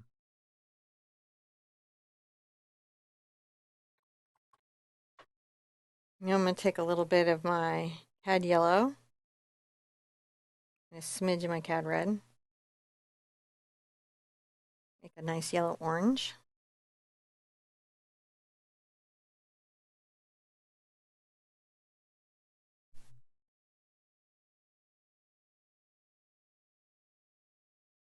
And tap my brush up and down as I kind of bring this back. I want to.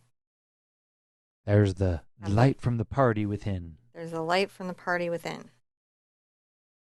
Some light coming in from the party.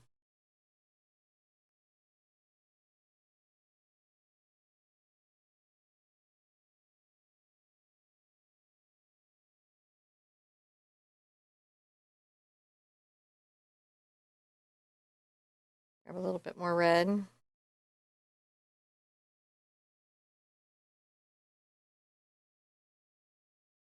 I'm just sort of tapping the brush up and down, making a regular line.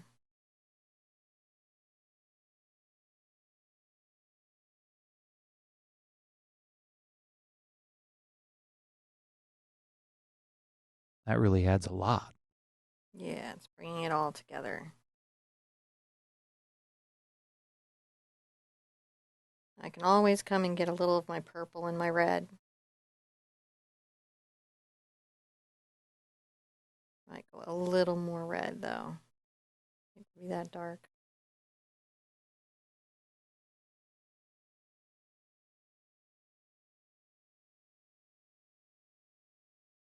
Just a nice little light from the window. Mm.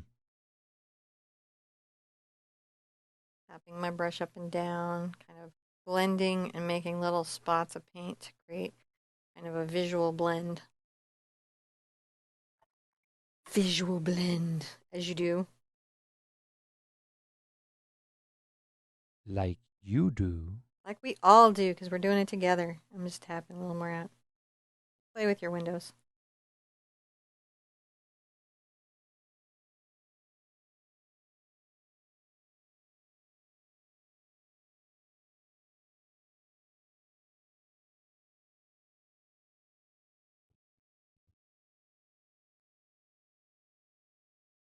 Just a little bit there. That's looking really good. Okay, I want to dry everything. And come back, I'll show you what we do next. All right. So I want to come and work on my door a little bit. And I'm going to get my red here. It has a little tinting of my purple. Just a smidge of white into it as well. Has a little more than a smidge. Sometimes I'll get a little yellow into it. So I want some red and white, and I want some red, white, and yellow, and I have a little tint of purple that I work through, and that just gives me some colors to play with.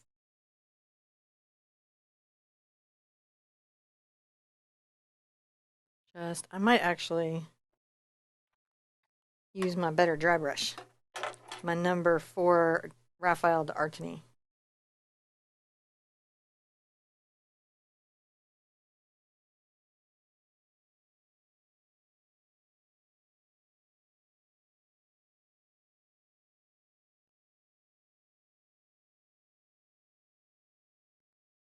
Come in here and kind of add a little bit of highlight.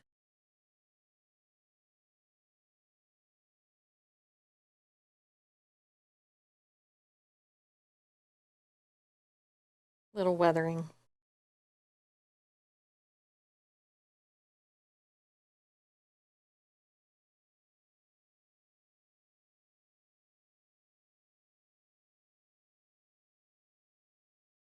Into my warm. Just grab some yellow here.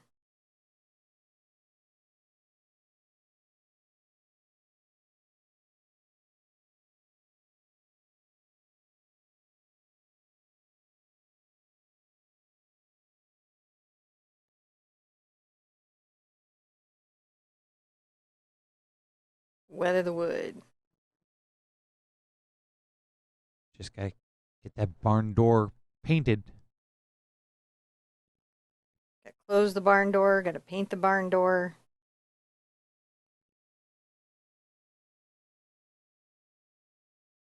Grab a little bit of my bright red.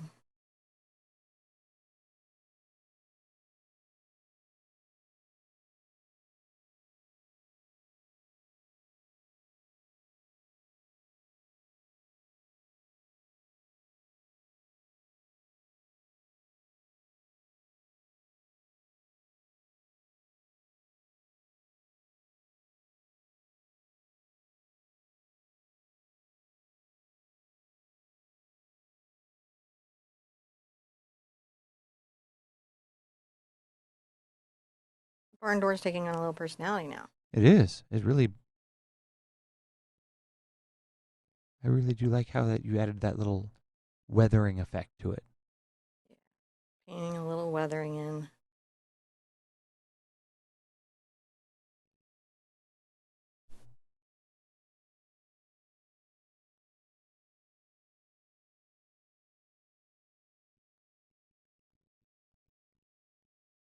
A little bit of my orange going.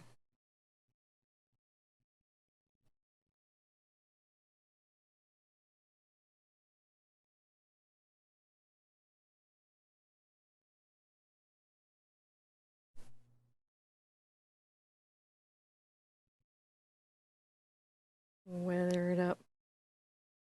Whether we like it or not. No, we like it. We like it a lot. So then I'm going to take a little bit of my cad red and my purple again. Get this away from everything. I need it to definitely mix to a red.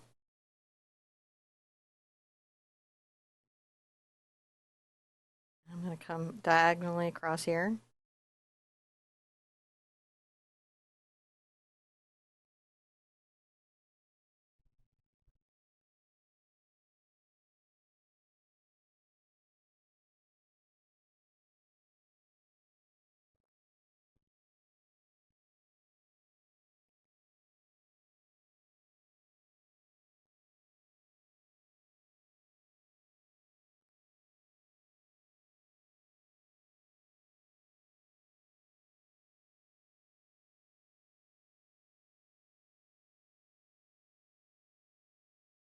Come up to my black. I don't even really worry about rinsing it out. Oh yeah. Blend it under here. Oh.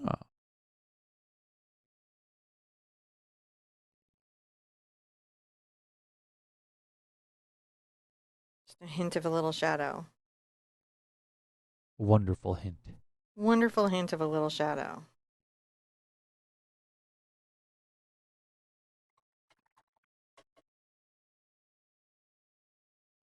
I'm going to take a little bit of my blue and a smidge of my black. Mm. Make a nice blue-gray.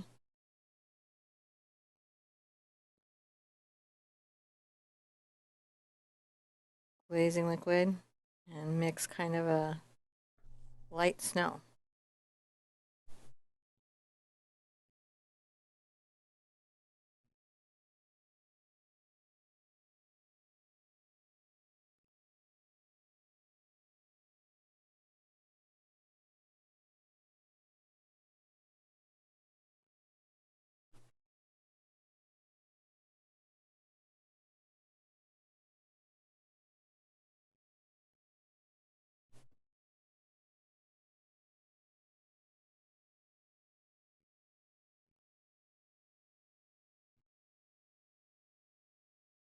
Wow, you had a little snow there on the. Yeah, just a little touch of snow.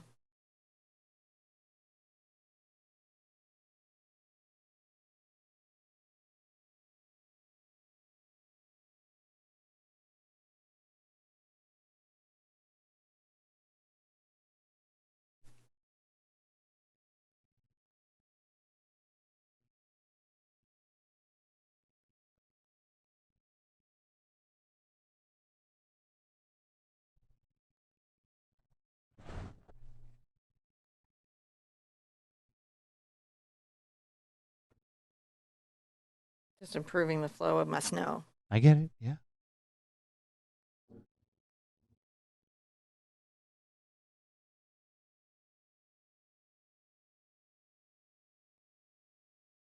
So I paint my lightest snow last.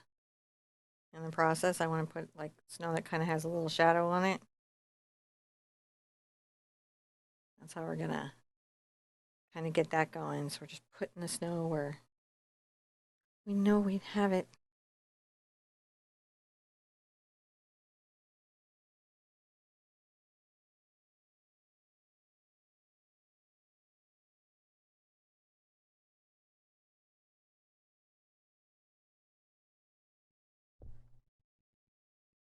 Snow on top of your little windows. Sometimes I press the brush harder or lighter to make it kind of clumpier.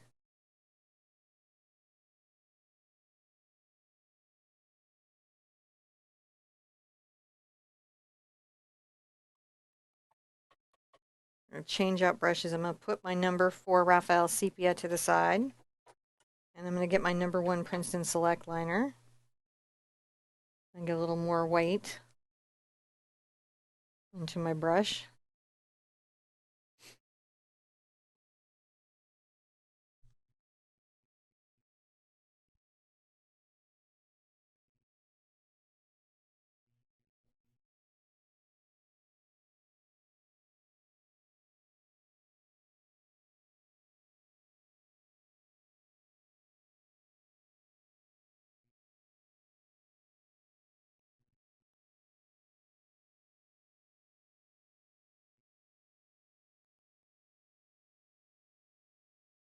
A little snow there.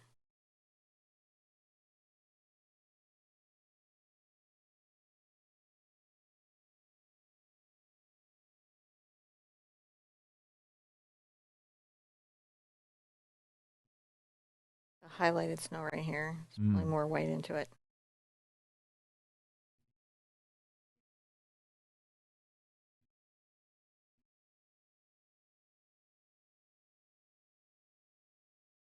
Okay.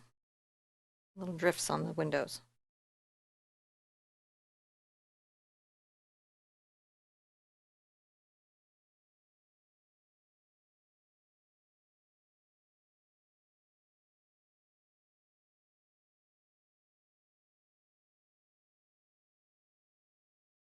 I touch my brush up and down. I skip whole spots. Not everything is highlighted.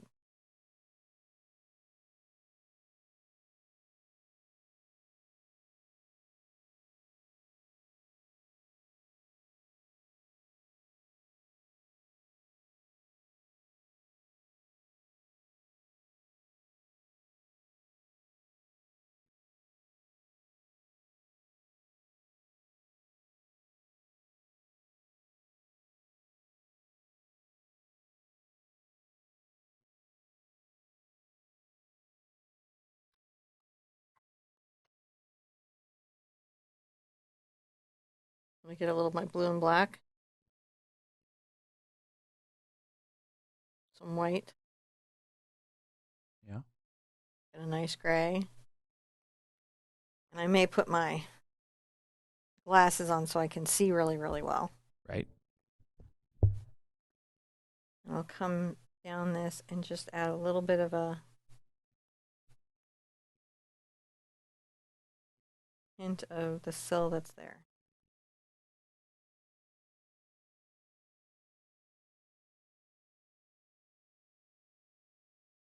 A little bit of a hint.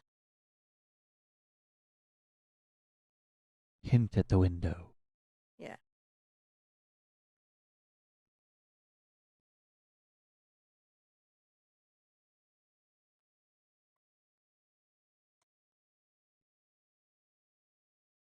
We'll put this brush down for a second.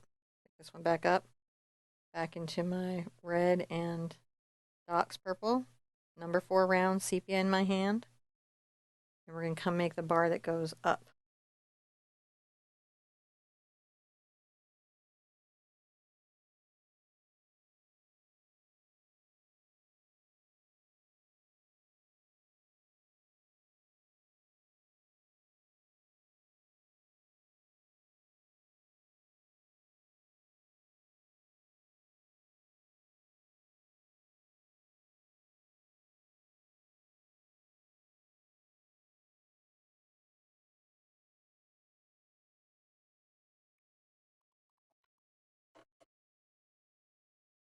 While that's having a dry, I'm going to grab a little bit of red.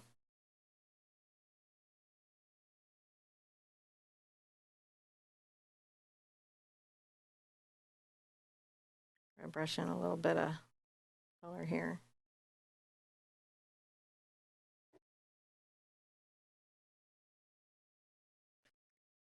And I grab some black.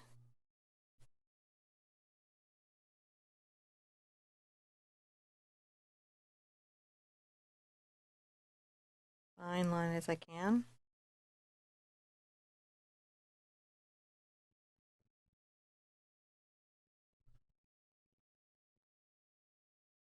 There, we've got little barn doors. And when we add the snow to that, that'll make that nice kind of crisscrossing, angling. I'm going to grab my detail brush and some of my black.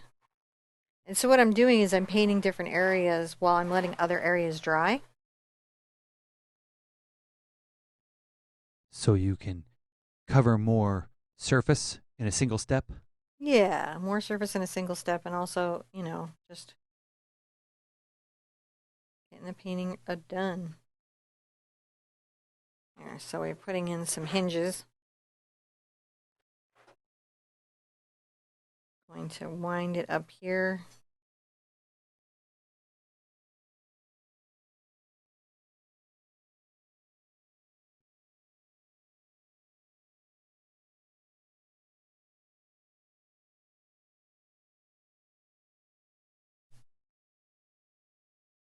Little hinges.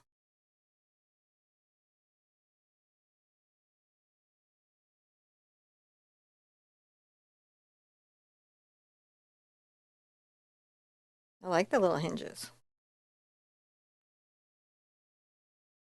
And I'm going to do some little verticals.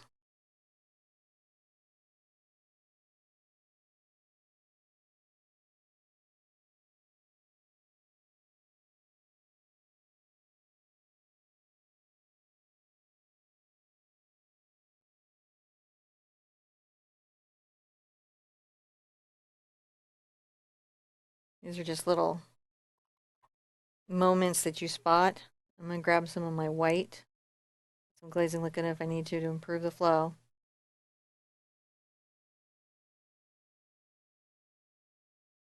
And come here and kind of paint a little reflection. Little snow maybe on there. Yeah, little reflection, little snow.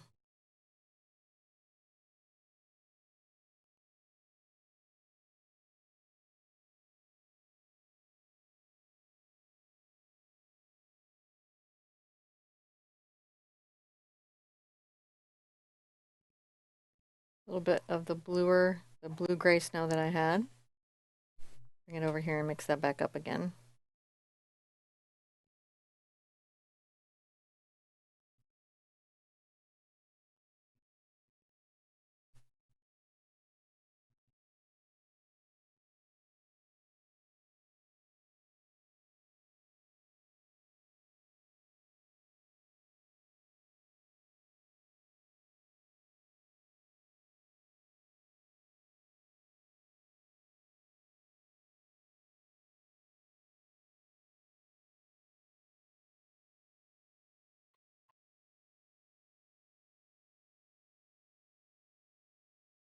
White out over here.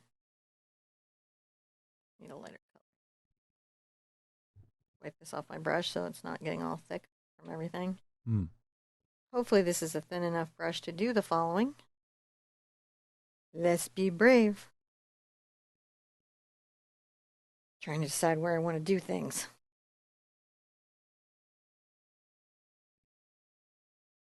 Oh, a little icicle. Sickles of ice. Sickles of ice. You know, I was sorely disappointed as a child that they do not taste as good as they look. No, They they're kind of wonderful. they should taste like, rock candy. But they don't. Generally they taste a little bit like asphalt from roof tiles. Wow, I had different icicles than you had. What's going on with your icicles, man? Those are asphalt roof tiles. It's just what they build them. Is that like a Texas icicle? Is that what it is? You tried to eat a No, Texas icicle? I think they use those across, like, they're just a pretty standard roof tile across the Midwest. So, like, you got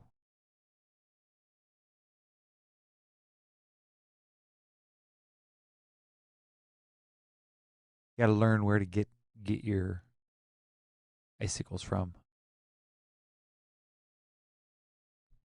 Yeah, truly. Mm. All right, let's be brave.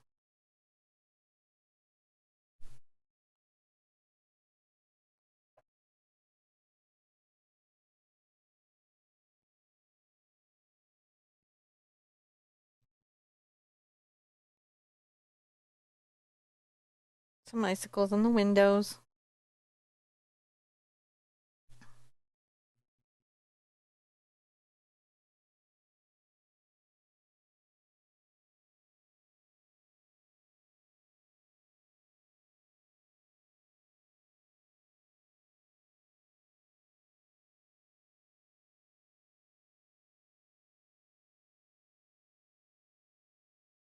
Want them to taper a little bit. If you can get them to taper a little bit, it's helpful.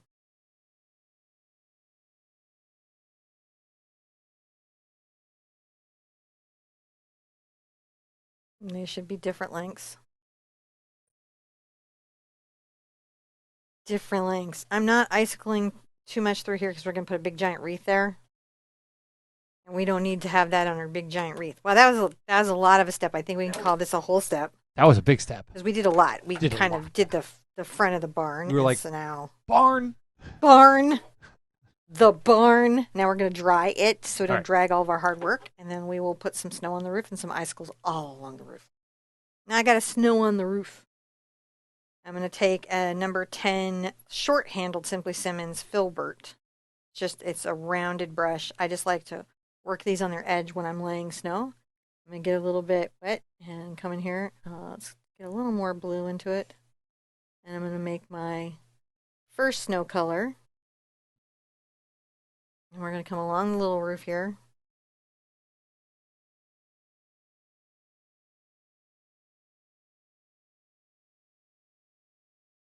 Make sure it's got enough of a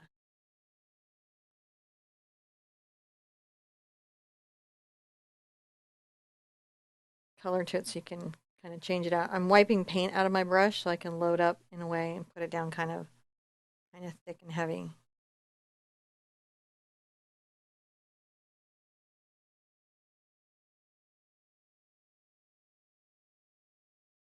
Roof snow.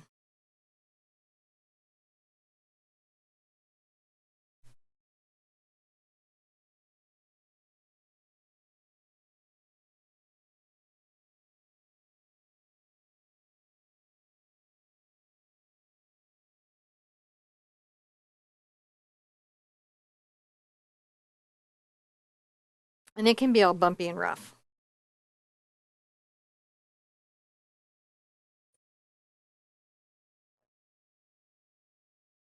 That's looking good.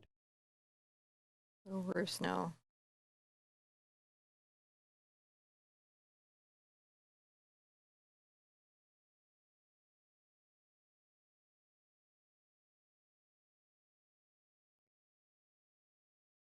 Just all kind of rough and loose on top here.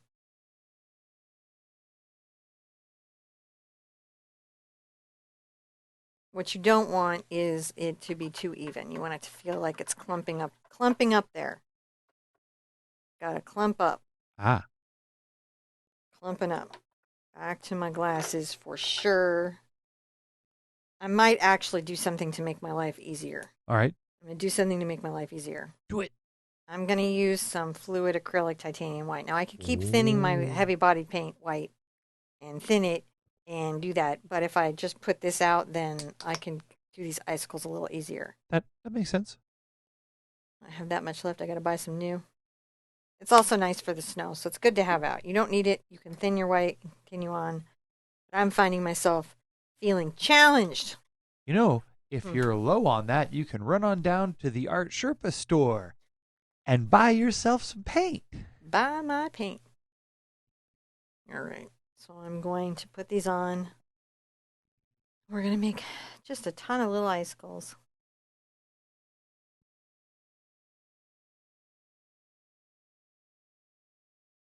I'm checking that brush to see if I have one that I like better that's maybe more pointed, Hmm. more detail-y. Looking through all what I got. Like, what's my most detail-y detail? This is still it.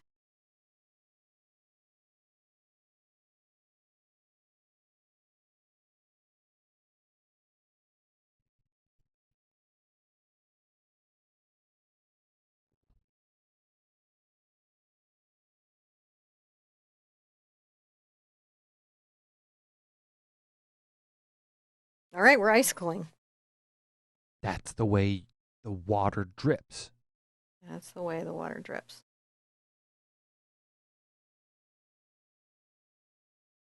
towards the center of the gravitational mass upon which it sits. Boy, I don't know that I'm painting that correctly then. I don't know. I was thinking about all those things. That's okay. Gravity works. Thank goodness, right? Yep. Doesn't require a lot of testing.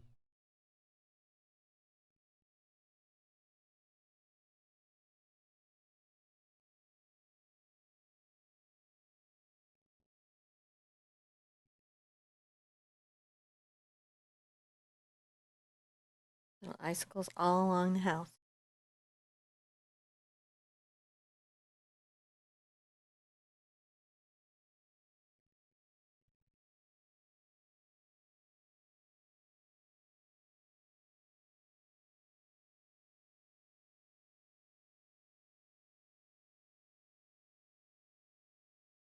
Thin, thick. They can be wobbly. Right. Trying to use the boards on my house to help plan them.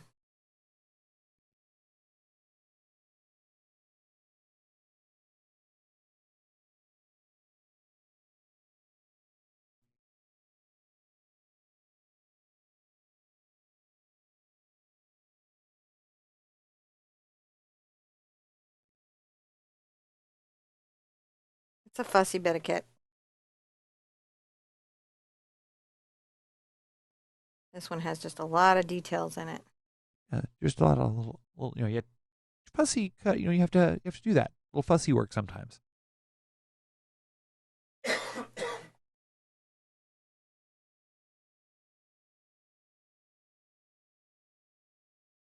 Ooh. Have to uh, make sure I drink my coffee and not breathe it. Don't breathe coffee. No.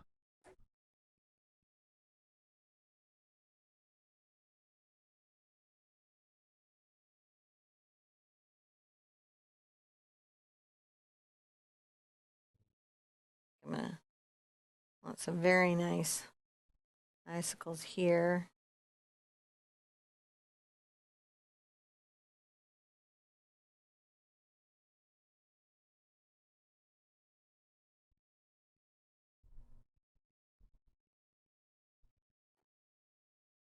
the top. That's nice. Some good arced point down.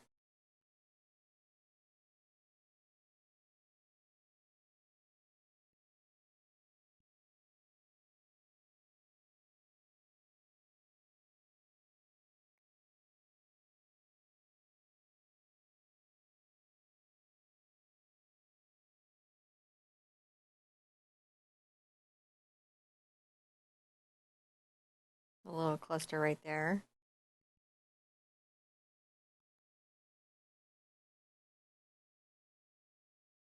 Coming along this edge. Roughing it up a little bit. So that's that. Now I got to come all the way down this side, guys. Mm. So many. Slide down this way with your icicles.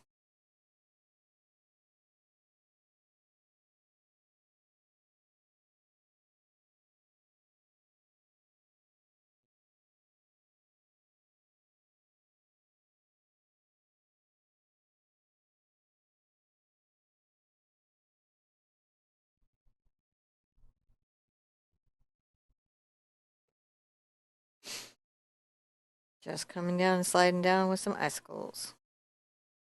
Icicle, icicle, icicle.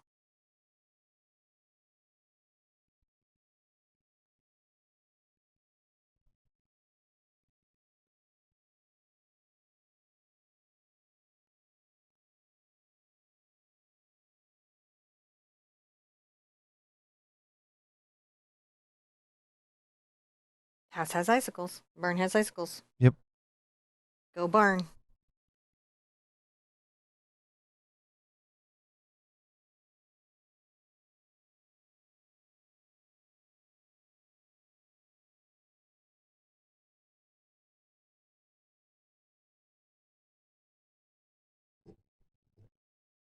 Trying to give them irregular icicles. Yeah, no, it looks good.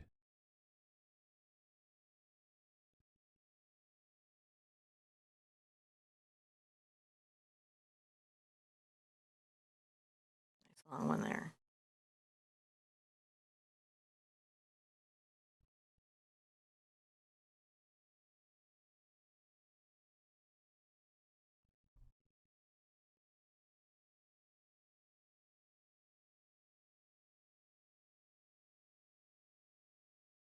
Now we have a lot of stuff in front of the side of the barn, so don't do the best icicles of your life over here. Just a few to make sure that they That they background. peek through, yeah. Yeah.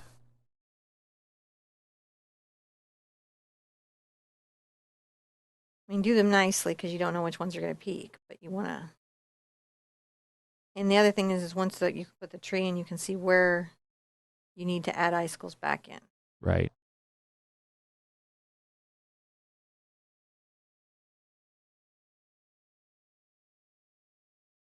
There we go. When that's done, back to the filbert go we. I'm going to take a little bit of my white, my heavy bodied white, and my filbert.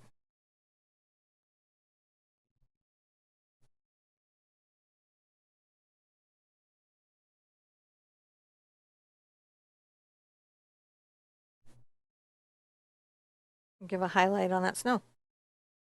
Oh, I see. Painting it quite thick. Yeah, I can see that.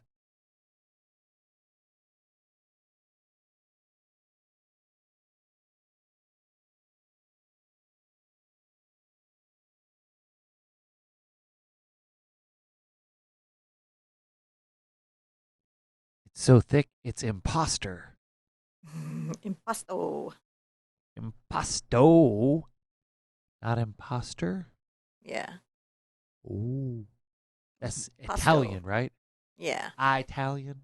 it is. It just means I'm painting thick paint you can see Very thick. how thick it is. It's one of the nice things about the heavy body acrylic paint. Yeah, it'll let me do this and it will hold the brush strokes and everything. So, like the texture and the effort I'm putting into this. Like, if for some reason you thought this is my Christmas card this year, this is a big painting for that. Mm. Unless you're sending out one very special one to a very special person. Well, you can, you know, take pictures and then print them on your computer. Yes, we allow that for Christmas cards. You could probably You even go to paint your. one and then you can make reproductions for your Christmas cards. We allow that for Christmas You could cards. even go to like Kinko's and have them do it too. Hmm. Just for you. Just for you. Just don't sell them or Just something. don't sell them. Personal use. All right. Look at us go. Well, the roof is a whole step. It's a step of roof. It's a step of roof. All All right. right. So we're going to Dry the roof. dry everything. It'll take a second to dry because it's thick. Now, yeah, don't set your roof on fire. Don't use heat when drying. Don't use heat when drying. No heat. No Just heat. keep that roof cool. Put my brushes to the side. All right. I'm going to dry this. And when All we right. come back, I'll show you what we do next. So now I'm going to want to take a chalk pencil and I'm going to very carefully, to the best of my ability, draw a round circle.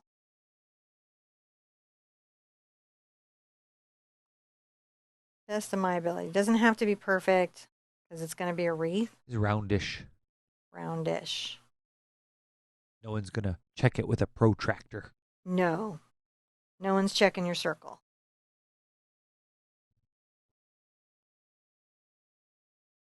And if they come over to do it, just say personal space, please. My circle. All right, once you have the circle in, I think I'm going to go into a really fun tool. This is a number 0 debrush to brush. You could also do your small hog bristle, or you could do, probably get away with doing a great deerfoot stippler. The deerfoot stippler would probably do a great job too. So I'm going to go ahead and get this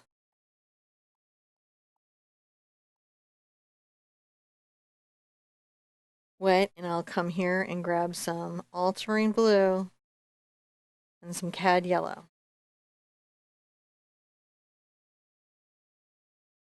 And then I'm going to add some burnt sienna.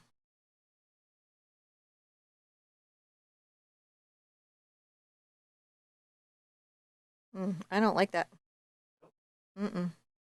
What makes you not like it? It's not deep enough. Huh. I am going to put out that extra color, which I will now mention at the beginning intro of the video.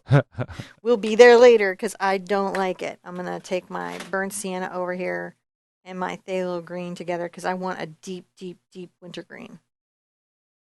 So you what's will that? know about that. I didn't know about that, but now I know about that. So at the beginning of the video, I will say that. What color is it? Phthalo green. Phthalo green. Now, why did you pick that out? Because when I mix these two together, I'm going to get a very deep dark green. Deep dark green. Deep dark green. It's a Daria episode. Deep dark green.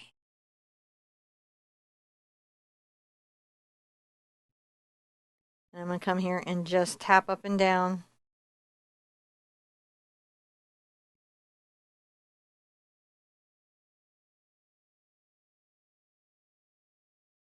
What is hopefully a round circle.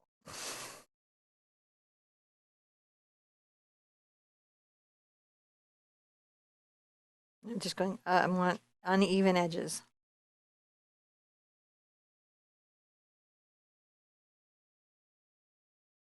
You can see that's just a much darker green. I was going to get a green gold with the cad yellow and the ultramarine blue. It was just going to be much more green gold than I wanted.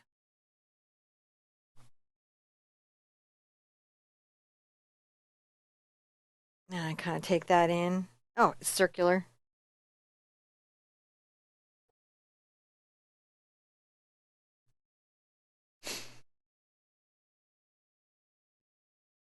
I'm going to kind of tap this out and like thicken up the wreath a little bit.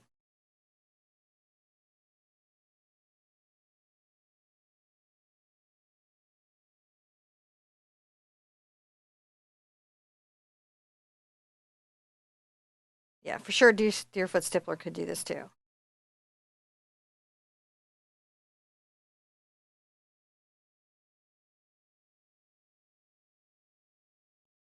Now, I don't want to make this a whole new step, but I've got to dry this dark green ring to do anything else. So we're going to not call it a whole new step, but we're going to dry it. You know that we're drying it, but we're in the same step. All right. Okay. So now I'm going to want to come through and take my green and burnt sienna together. I'm going to get some cad yellow involved. Maybe I'll go ahead and mix into that green gold I mixed earlier. I want something bright, but not like super saturated. And I'm going to come here and tap out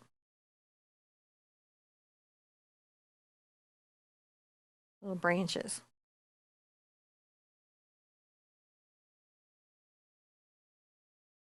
I'm leaving a lot of my dark to show out.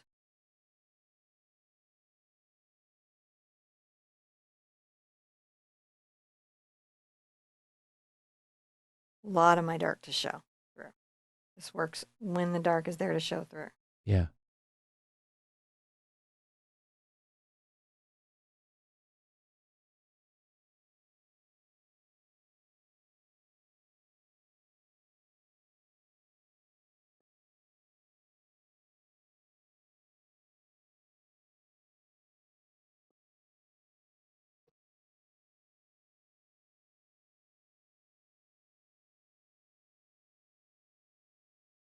Looking pretty good. Now I'm going to take a little bit of my white.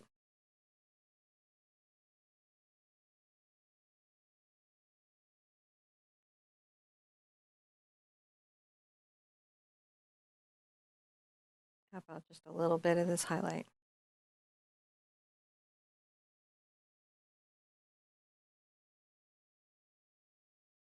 Again, you could do a deerfoot stippler. You could do any brush that kind of gives you a rough and scraggly little fan brush. I almost did this with a fan brush.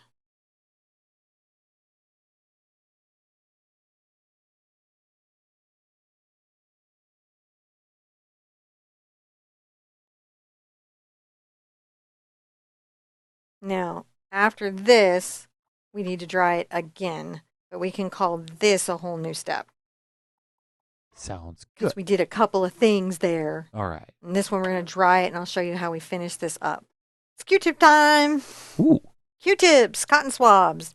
These are the makeup cotton swabs that you get from Amazon. I do recommend getting a brand name cotton swab, just because they stay tightly wound, but these stay extra tightly wound. They have the wood handle, and they're the colored ones. If you see those on Amazon, I really like these for this type of work. I'm going to come here and tap up and down between my purple and my red.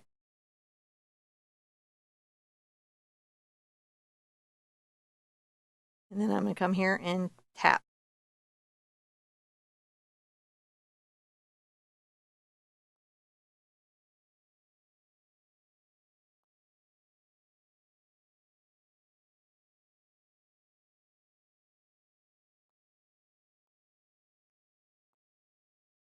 Put some little balls on the wreath.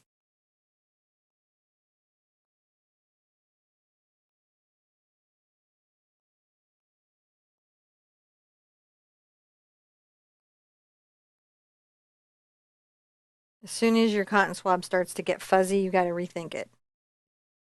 This one's holding and starting to get fuzzy, so I'm going to get a new one. No fuzzy on the cotton swab. I'm going to get some just red on this one.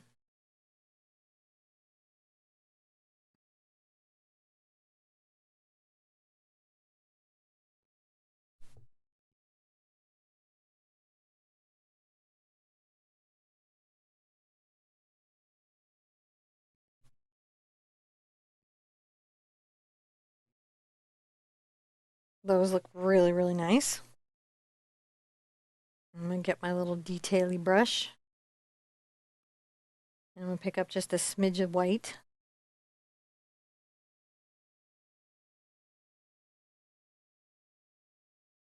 And give them all a little highlight. Oh, yeah. You don't gotta, but it's a nice thing to do.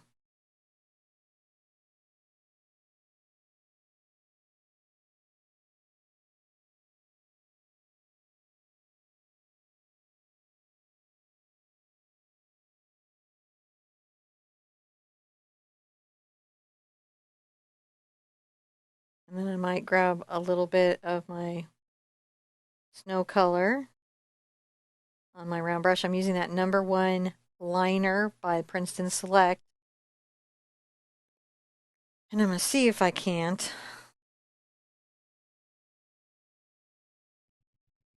Oh, Snow a little bit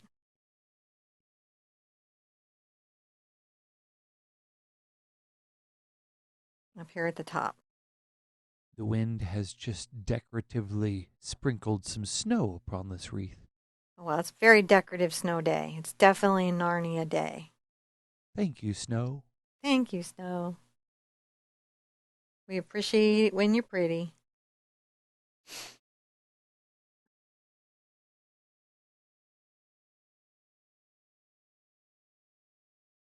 Snow tends to sit on top of things.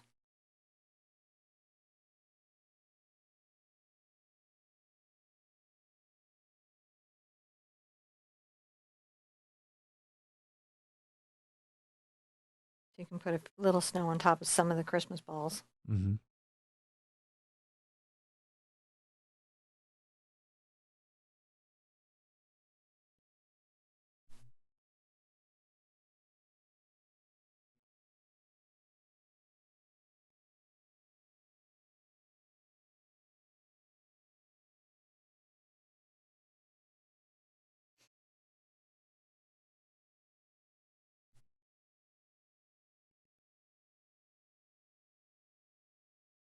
Just artfully paint that through. And I'll give you just a really like, what kind of wreath. Yeah, I get it.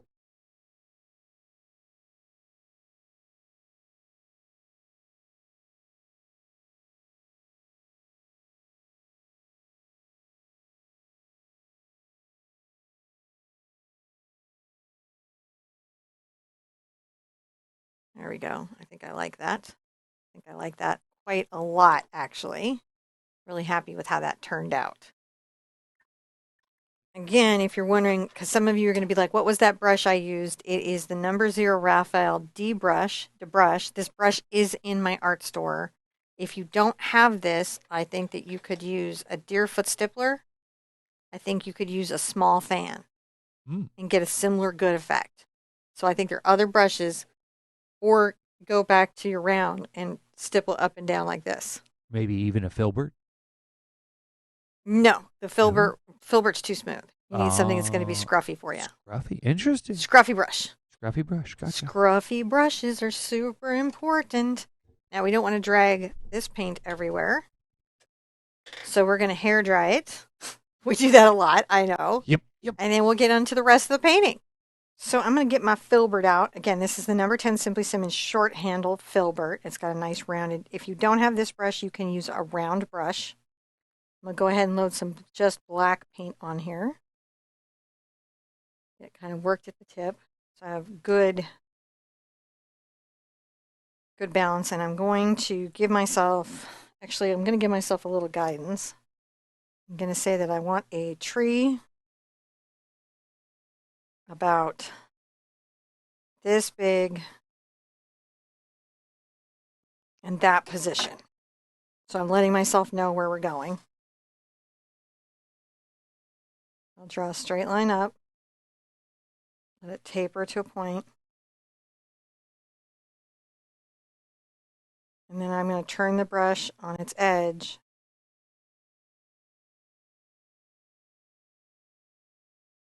and paint the shape of, just the shape of the tree. Just with black paint.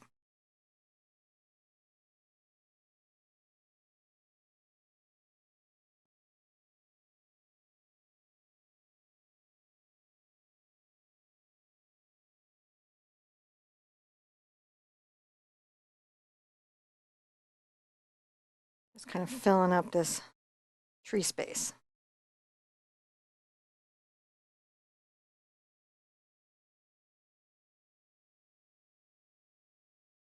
So what you'll have is a black basic tree shape. Be a little bit hard to see at the moment. Then I'm going to come over here, and right in front of here, I'm going to draw a little upward line. It's another tree. It's a little tree. The short one. Vertically deficient. It's a vertically deficient tree. We're going to just do a little one right here. Back and forth. Tree says, I'm not deficient. I'm just starting out. What are you talking about, man? Just starting out. Oh, seriously funny. And I think I want to put another little tree. I've got to decide where to place it. I want to lose the whole window.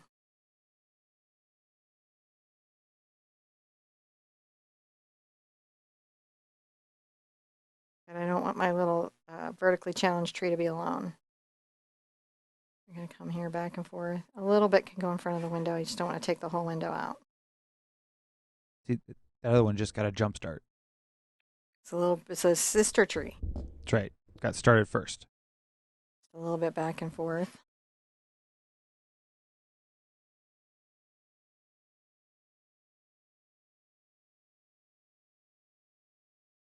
Just kind of giving ourselves the basic shape of tree.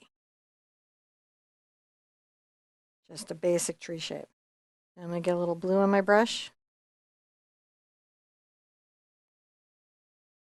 Add some white to this. Maybe a little more blue. I want it to be a little blue cast. So we're going to paint some sort of kind of shaded snow.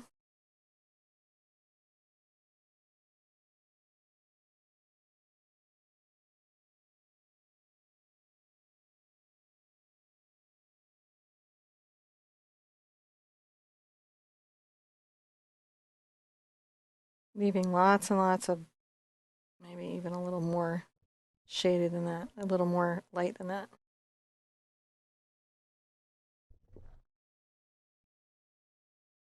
Sometimes you spend a second finding your color. Sure.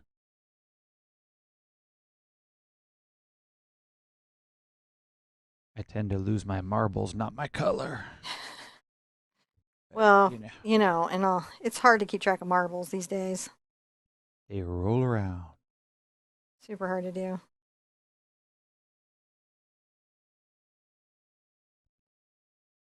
Maybe another little clumpy here.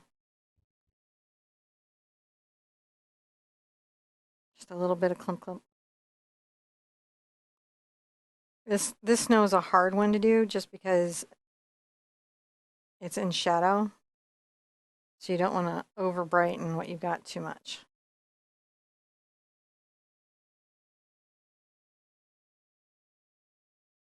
Luckily we have snowbank in front of everything. Now here it's a little bit lighter. Grab a little more ultramarine blue. I'm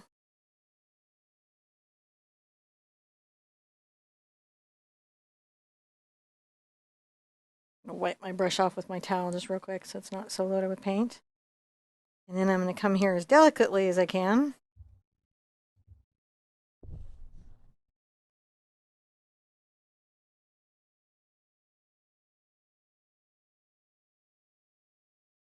And just tap down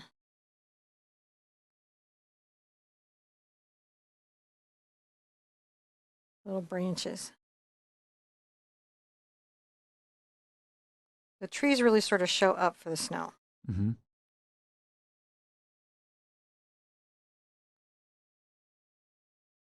Lots of little trees.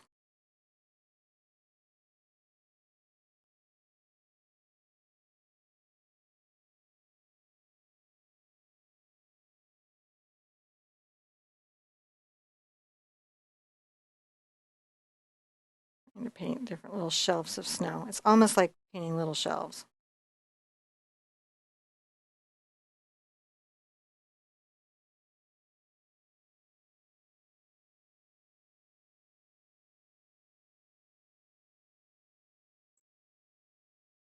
A little bit of a shelf there.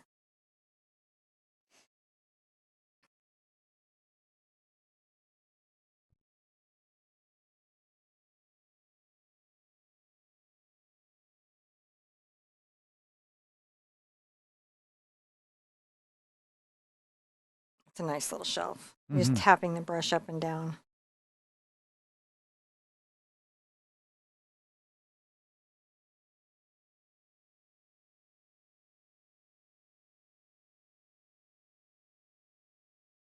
That looks pretty good. I'm going to wipe my brush on my paper towel and get a slightly brighter snow.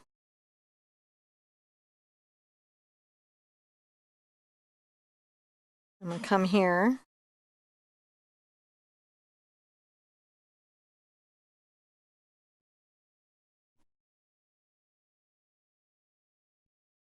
Add a little highlight to the snow that's closer to the window.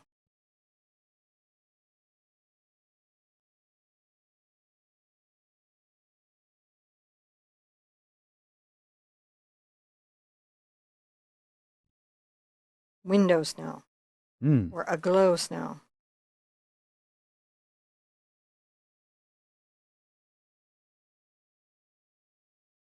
Just a little bit on that tree, giving it some form. And come here and get brighter snow again. Oh my goodness.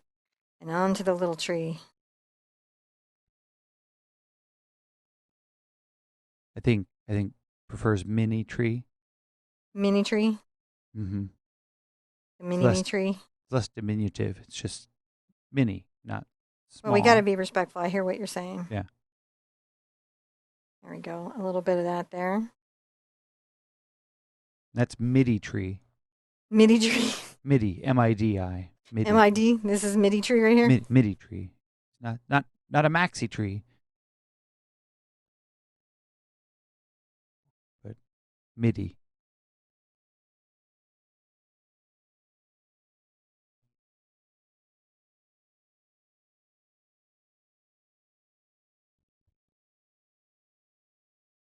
Sometimes I have to rinse out my brush and reload just to get the look I want.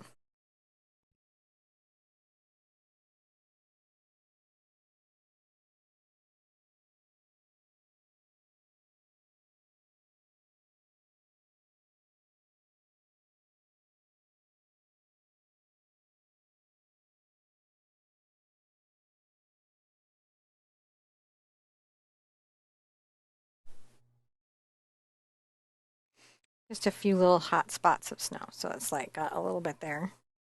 Then I'm going to want to dry everything. So I'm going to want to draw in the fence, and I'm going to use my T-square to do it.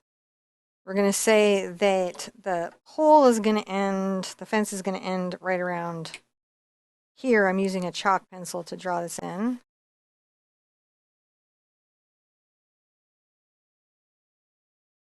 And I think I'll come about to here on the door and just a 1/4 inch past the bottom of the barn. Then I'm going to, well, no, I might lower it a bit. I want it to be a little bit below the windowsill. That's why chalk is a really nice choice. I'm going to go ahead and do another little pole post. Sometimes I do these where they're crooked because it can be easier to get them done when they're crooked. Mm-hmm.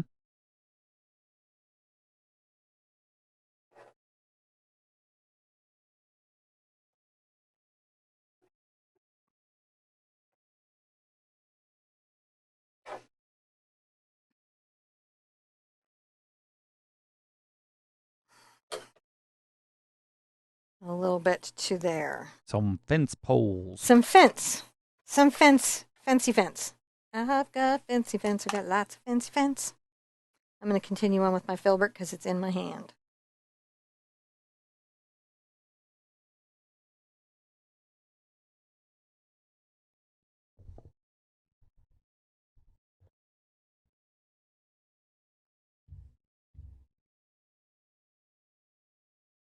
Now I'm going to be putting snow over this and, of course,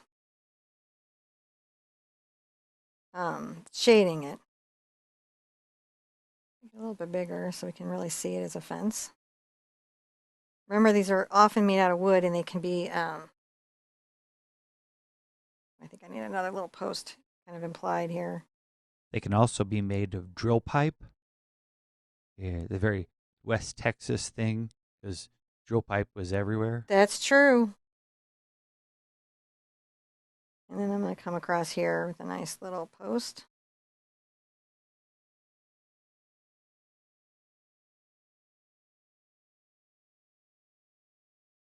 And come across here with another little post.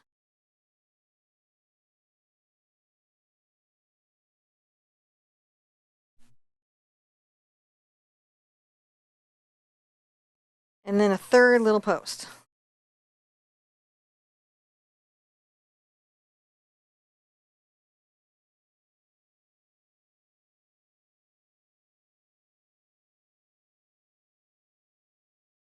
I'm going to bring these down just a little bit. A lot of this is in snow. I'll be putting this in snow. Mm-hmm. But I just need to have that in. Now I'm going to let that have a dry for a second.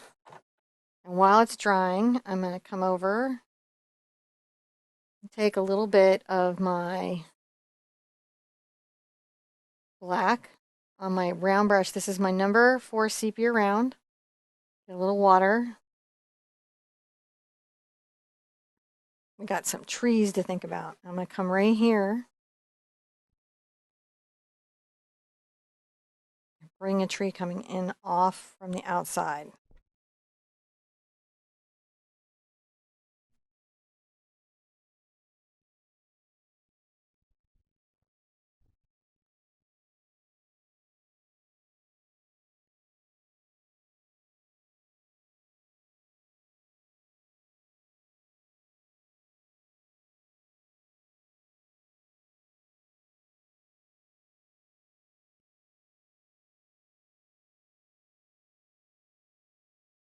Adding little branches.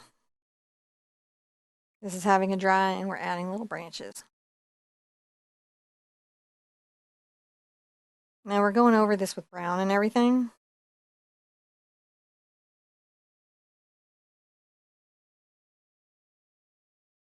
It's nice to put in the structure in black because you can have then a nice contrasting shadow.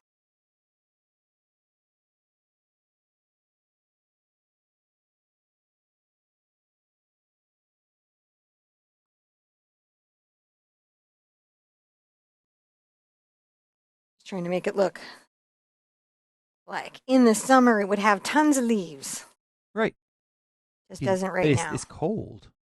Right now it's cold and it's dropped its leaves. It's doing its little winter tree dance.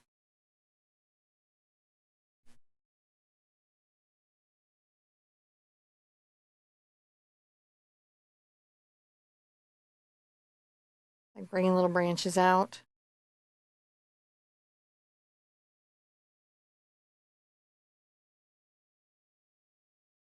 It's a nice bunch of little branches. Okay.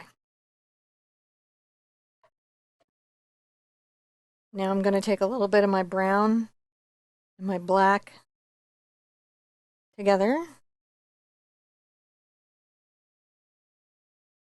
And make that kind of weathered wood color.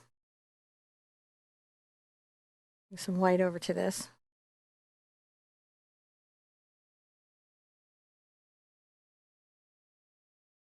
I'm going to come to the top of the fence a little bit.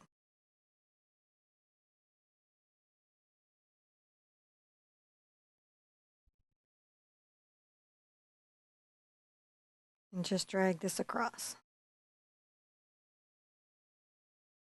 It leaves some black underneath so that we have contrast and shading.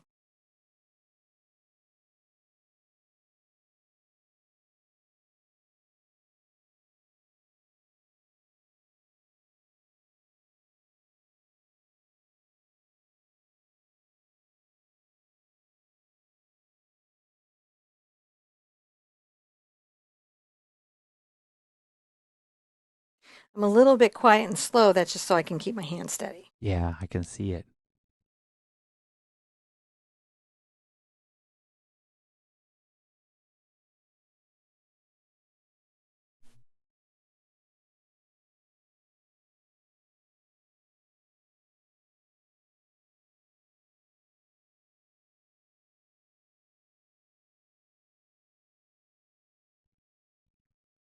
And come right here and add a little bit of gray. A little bit of gray. Is that winter undercolor? Yeah. I'm leaving a little shadow at the top of the pole. This one I will do the whole way down. but we're going to have a tree in front of it, or we might have a tree in front of it, depending on how it it shades out. Now I'm Mm. going to come over here into my brown with my brush that's kind of got the other colors in it. Get a little glazing liquid in here so that's flowing well. So this isn't a bright brown. This isn't the bright brown of our barn.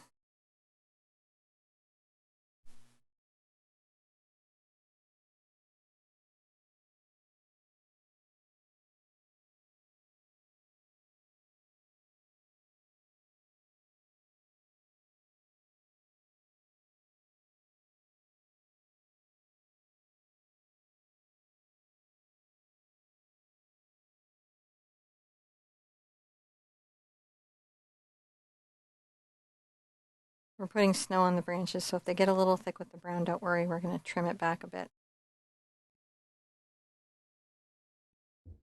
Giving that deeper color there. Bringing it up. Nice little tree branches.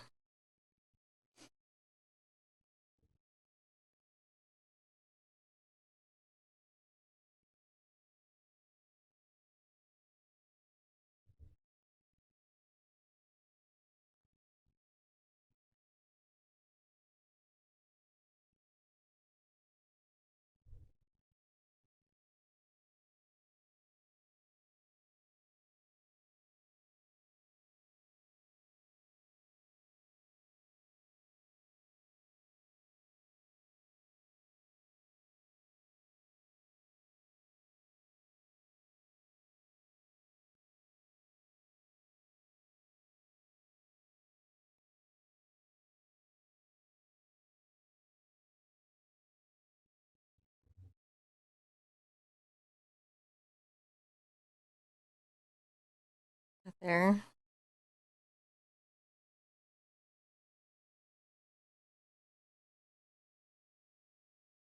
Give some dimensionality to it. Little highlights in there. And again, we've got snow coming, so there's a lot that's going to help this tree be here. We're just making sure that our tree looks like it's been painted in some kind of way. And at this point, luckily, our fence is dried, so I'm going to take a little bit of the white into our snow color. Great, kind of a light color. Put that on the toe of my brush. We're going to come along here.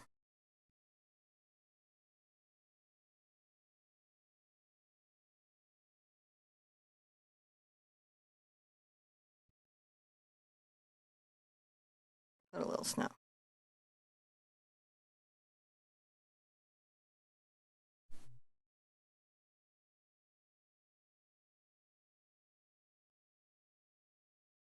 Another little bunch.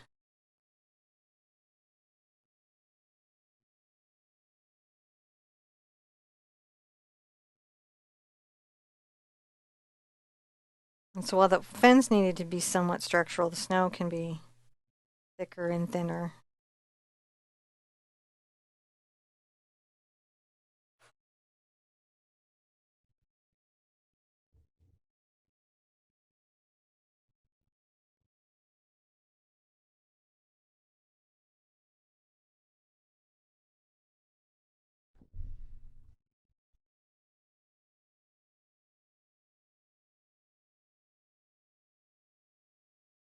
Trying to make that kind of uneven. Now I might want to go into a slightly darker snow color here. I'm using my glazing liquid just to reactivate the paint. I think I want the snow to be a little bit darker. Again, I've got trees here and everything, so it doesn't have to be the best of my life.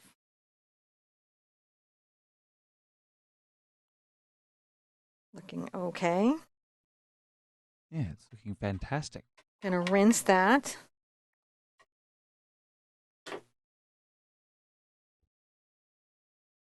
While that's having a dry, I'm gonna grab my detail brush here. And I'm going to add some snow to the tree.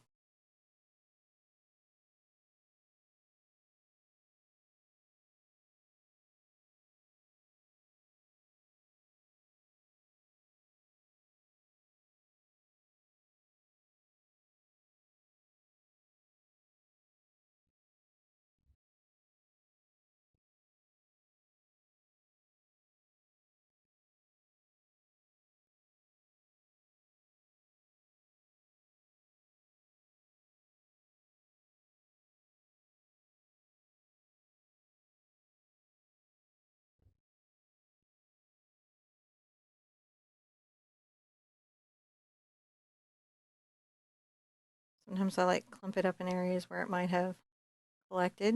Mm-hmm.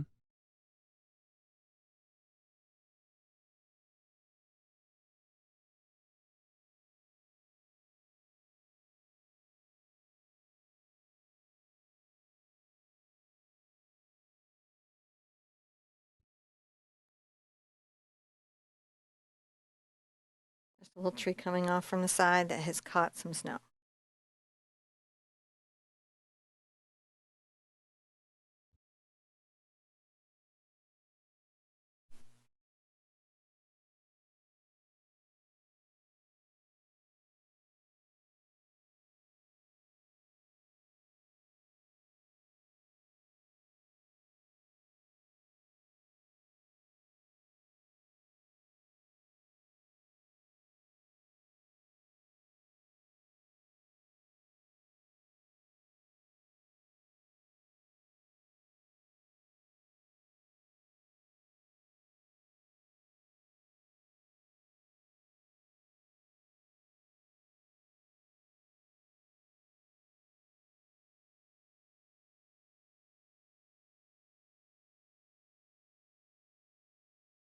Fairly detailed.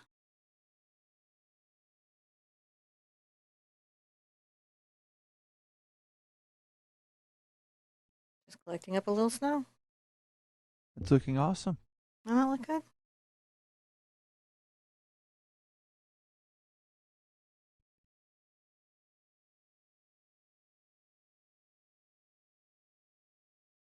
I lighten my pressure when I want to thin my line.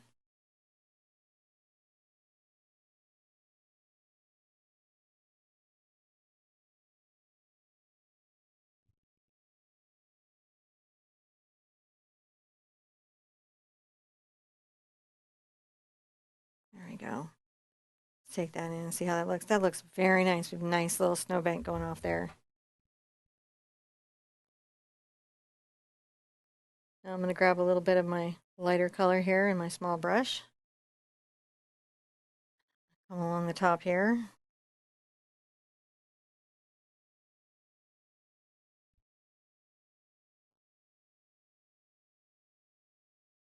Adding a few little highlights.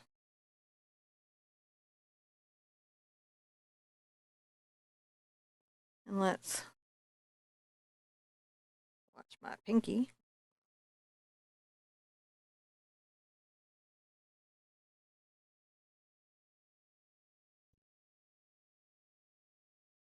Little icicles hanging down off the fence.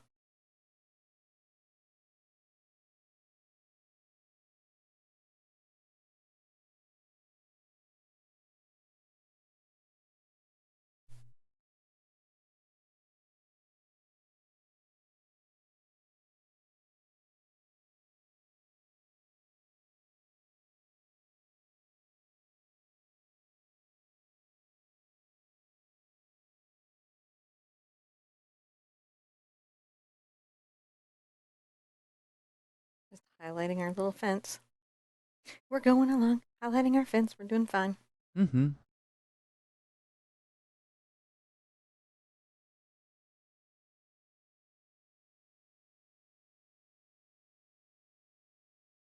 Not as bright there.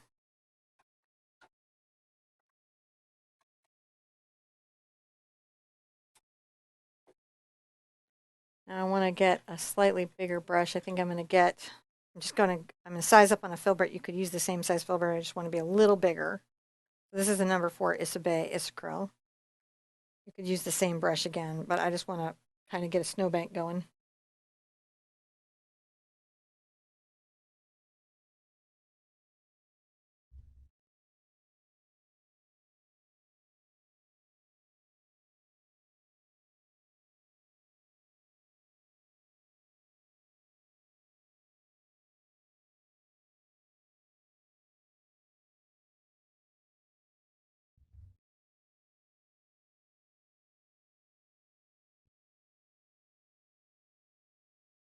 A little bit of lighter snow here.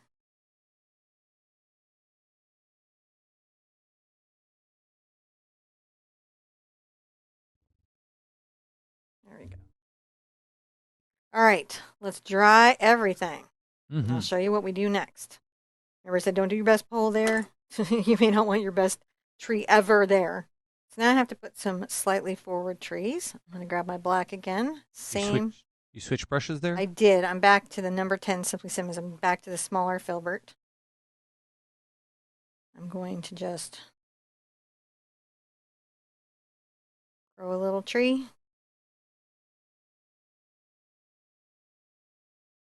And I hope it likes me. Tapping up and down, back and forth.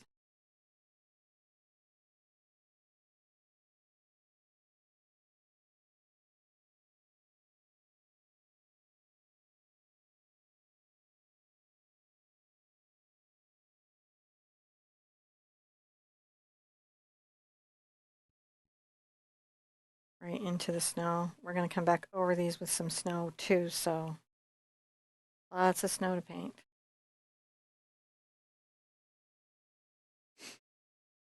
I hate to lose that post. I'm going to lose the post. But I needed it to paint the fence. Yeah, I get it. Visualize where the fence is.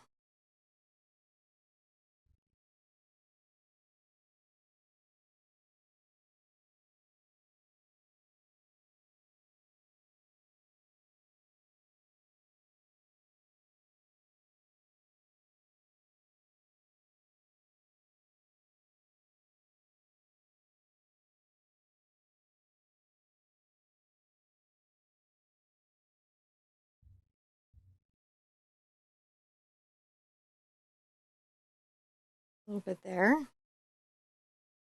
Lots of little trees, right? Little tree friends.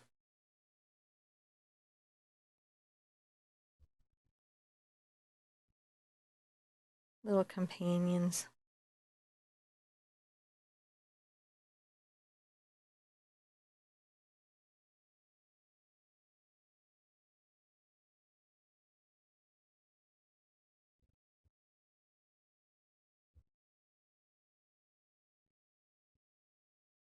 Anything you don't like, you can put a little tree in front of. Nice way of I just like this stuff, but if you didn't like it, you could put a tree in front just of little it. trees, just to Yeah. There's not too many trees, you know what I'm saying? yeah. Now I'm going to imagine coming off this edge, going down about the middle range.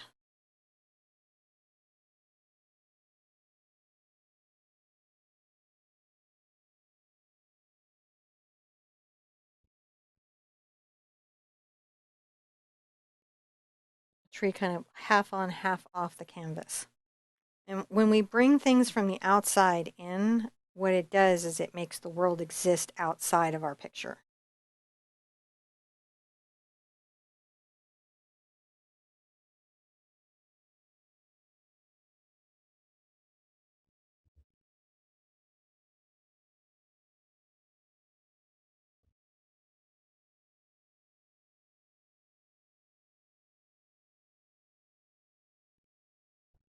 Just painting. If you're having any trouble like painting in pine trees, do my snowy pine tree study. Makes this That's good. stuff much easier. Because then how everything is built makes more sense.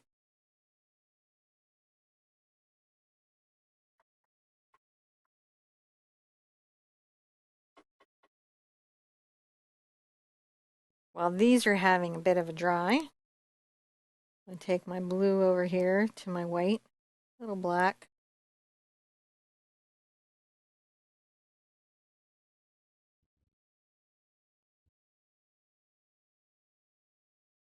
I'm going to kind of kink, I think, my road a little bit right.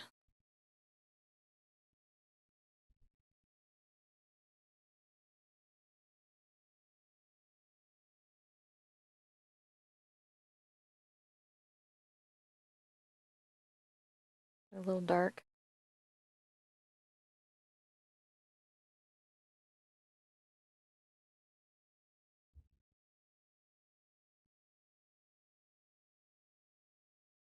And add a little shadow to the little path here.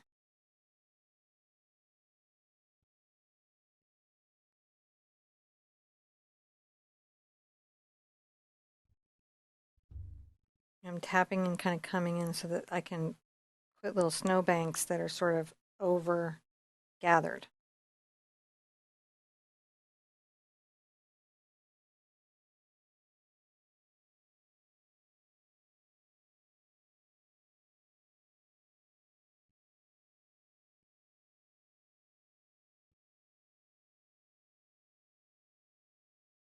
A little white, a little black. Brush that in. Some more of this.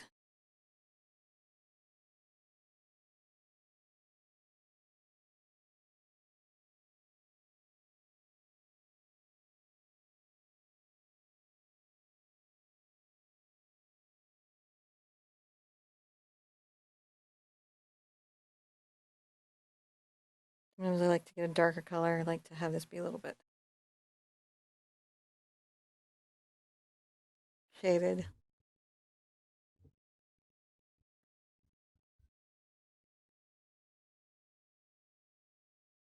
But bring this in from off the canvas so that it looks good in the frame.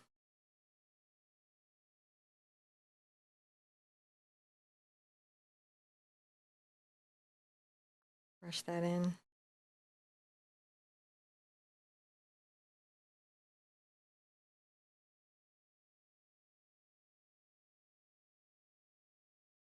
Maybe a little blue.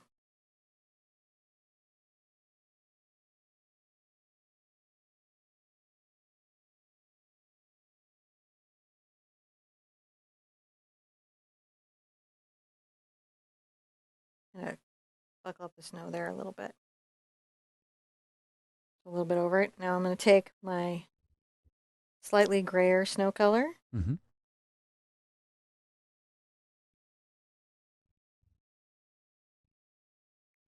And I'm going to come here.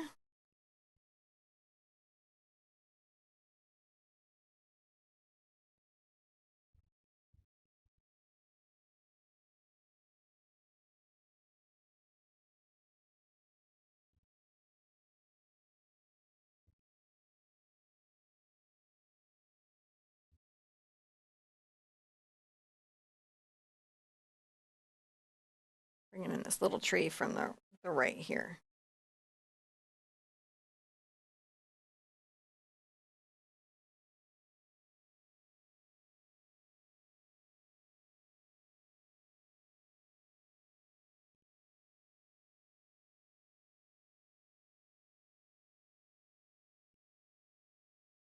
A little bit. It's thinking about when it's done. Try to brush this back. Wipe my brush off. Get a little more. And like I did these guys over here, I'm just going to very carefully paint in the highlights of the tree. Tap it in, and then where the branches are going, I just put a little snow over the branches.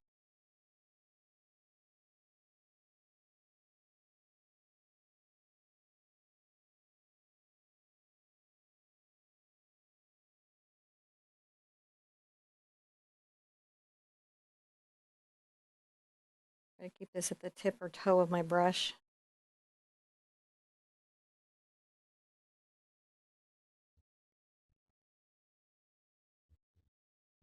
And that little tree just starts to take shape.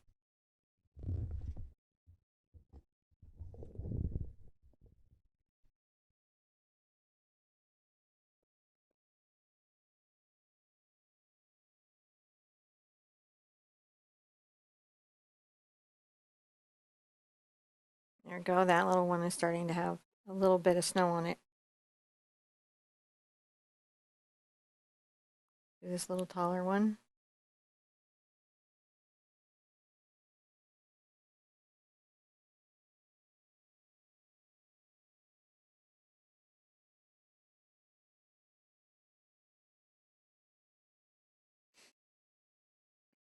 Do you love how they start to just come in? The highlights brings the trees forward. Yeah, I do.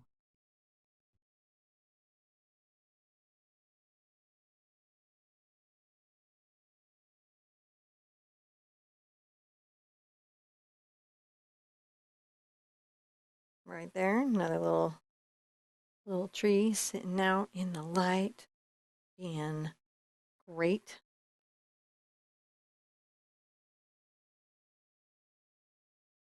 Delicate again.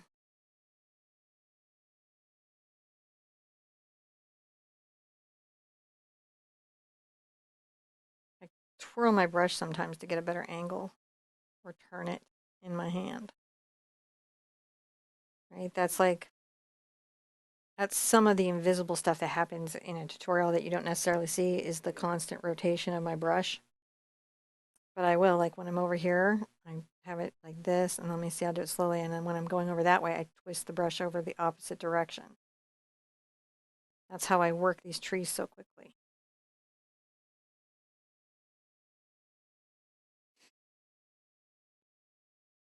I'm gonna rinse out.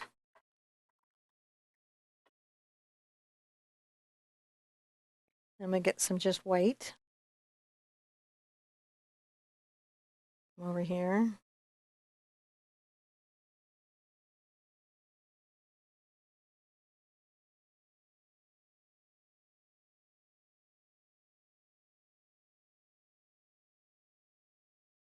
On the toe.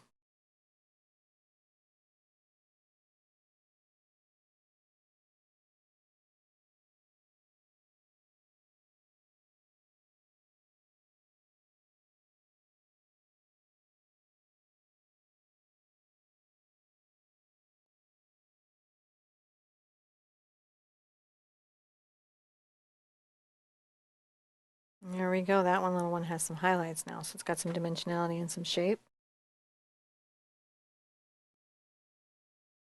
Put up on just the toe.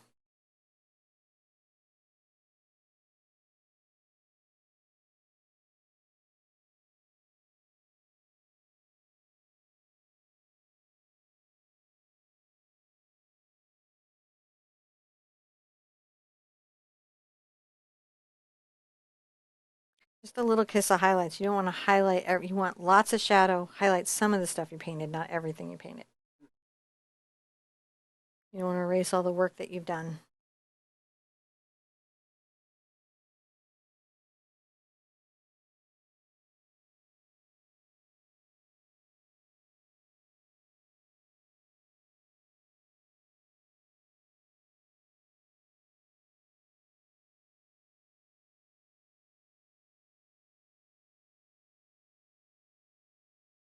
There you go. Little touches there. This is one of the more involved ones we've done in a minute. It really is. So It's all the little snows. sometimes things aren't sometimes things are more like, charming or, kind of rustic or outsider, but they're just as involved as like when you do realism. They're just as intense for you. Mm-hmm. I grab a little bit of my snow here.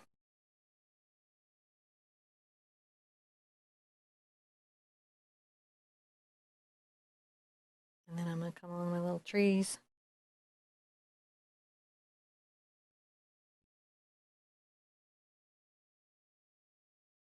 Not even using my bigger brush.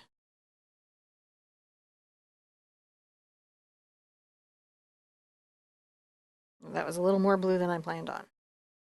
I'll just blend it in. See what Yep. I'm doing? I see.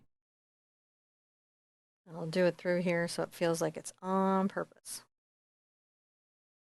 And then I can come highlight it in a little bit.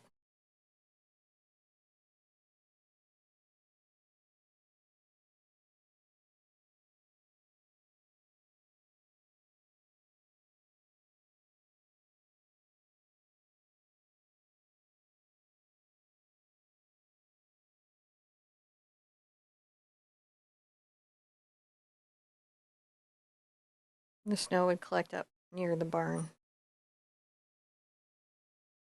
And grab a little bit of highlight. I'm going to come here and maybe not quite that light, but light.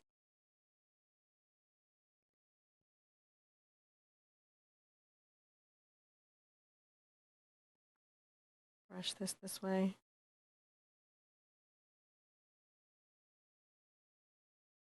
Dry brush it. Mm. Got little spots where it might have gathered up a bit.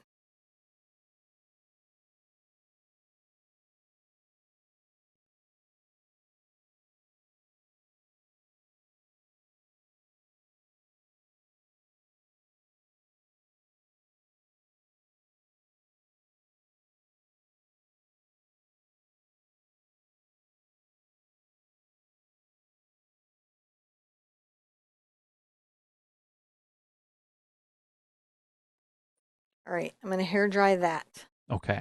And I'm going to show you what we do next. We're actually starting to get there. Mm-hmm. Starting to arrive. I haven't put in all the forward snow because I've got a big giant tree to put here. Yep. And when I put that tree in, it's going to take out a lot of the painting and I don't need to paint it. So I'm going to do that. When we come back, I'll show you how. So I'm going to take my ruler again, and this is just so that I can have a straight tree. And I'm going to, between my window and the edge of the canvas, draw a straight line up just above the roof line of the house. And then down almost to the foreground, all the way up to where we are. So this is our big tree. This is the one we're thinking about. This is the one we're working out. Put this pencil back. All right, now one of the things that we want to do is we want to kind of give it a trunk. So I'm going to take a little bit of my black and brown together. And I'm going to come here and using my number 4 round, I'm going to come up and plant a trunk.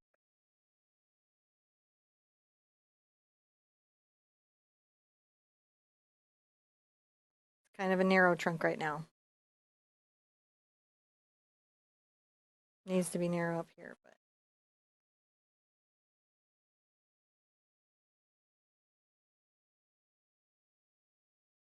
a little more black.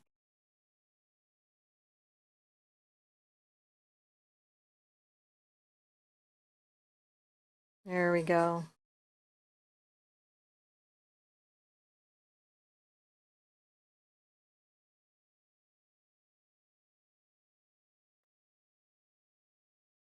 Just going up there. Bustle and hustle of the house going on right now. All right. So I have a nice trunk with which to build my tree on. I might grab some brown. And I'm going to hint in some brown on my tree trunk. So there's a little bit of hint of brown to it on the places that it stands out. Then I'm going to get my bigger filbert. So we're going to start building this tree, and I'm using my number 4 Isocryl filbert. If you don't have this brush, again, a round brush, right? A round brush will do this technique as well. So you can use a round to get the same sort of basic brush shape. I'm picking this one because it just makes quicker work of it. Right. Now we're going to come right here. And I'm going to build out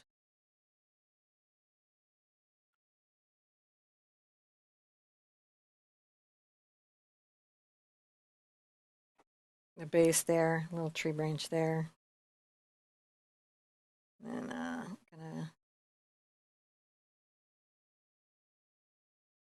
come here and add another little bit. Maybe come out a little further.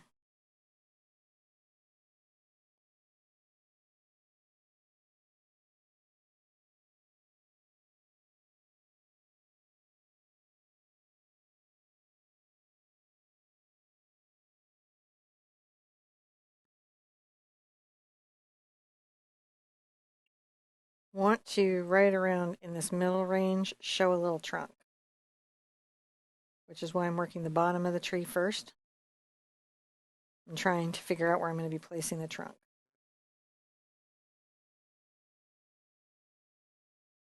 That seems getting a tree in. Gotta get our little tree in.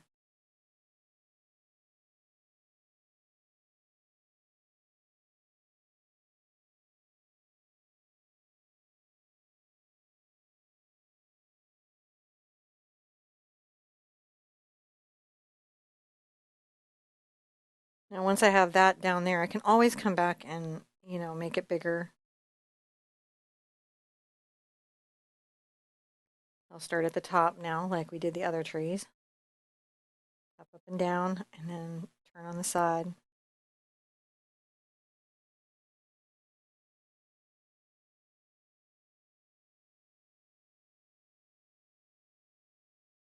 Tapping, like arcing those little branches over.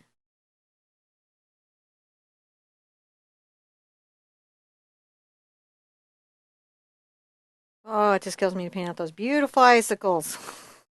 I understand.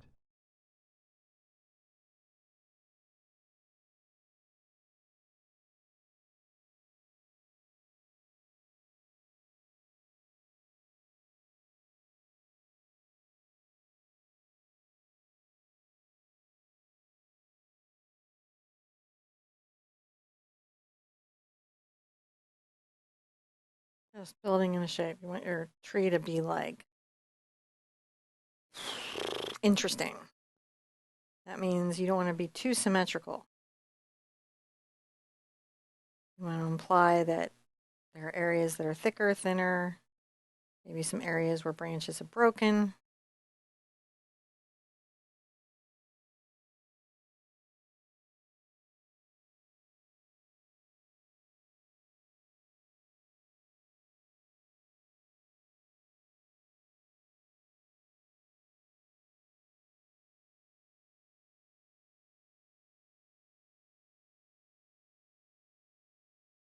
I love just kind of doing the shape of the tree.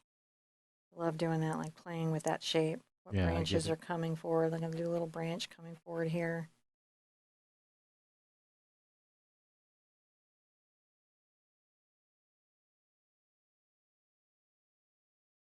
Thicken that little area out. Then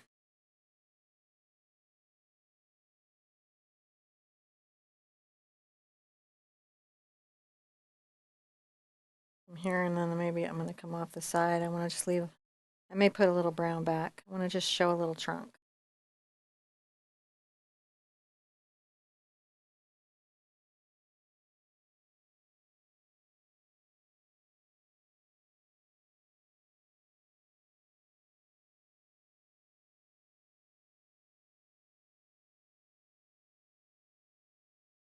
Be a little bit dark there.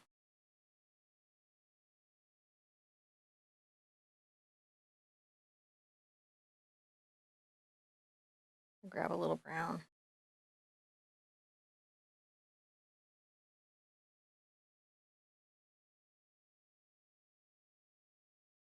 A little hint of something.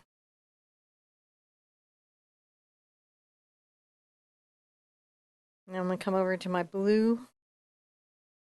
Gonna make a blue gray.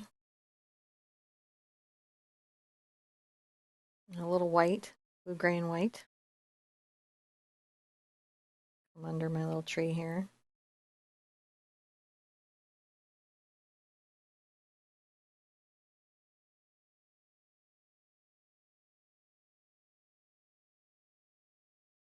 And some shadow back into the tree.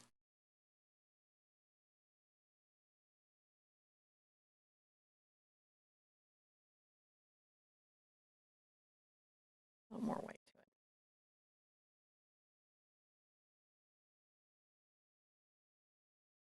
Put a shadow underneath here so that when I paint the highlights over it.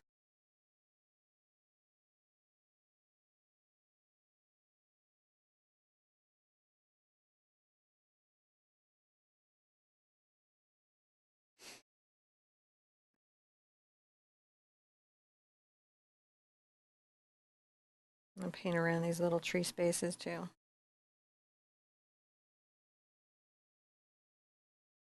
can always put them back.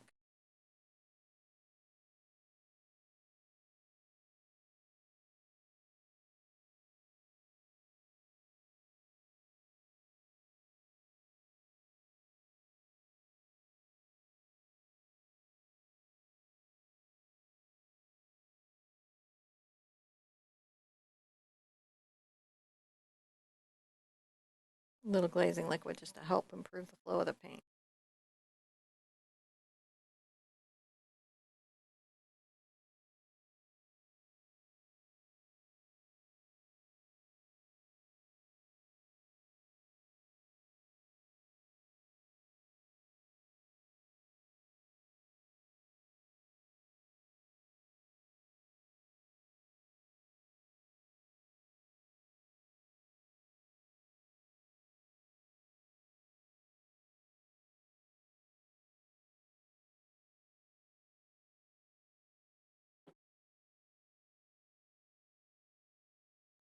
And I think I'm going to come in with a slightly lighter color here.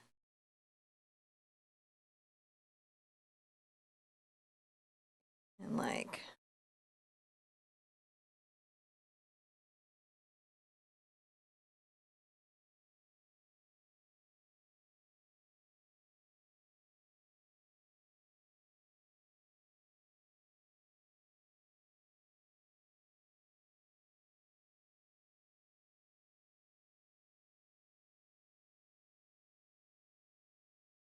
a little interest right there. This will just help me when I paint in the snowbank later. That makes sense. Brush that out. Kind of a messy little corner. So I'm going to come back. I think add a little interesting black here. Maybe solidify this up.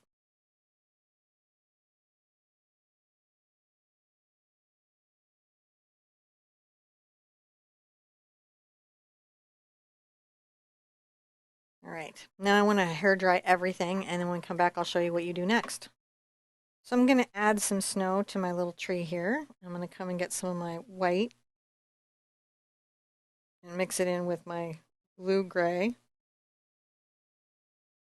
Bring that over here a little bit away from the color, and then I can take that and move into the color. Wipe my brush off. There we go. See how we can find that little color of the snow?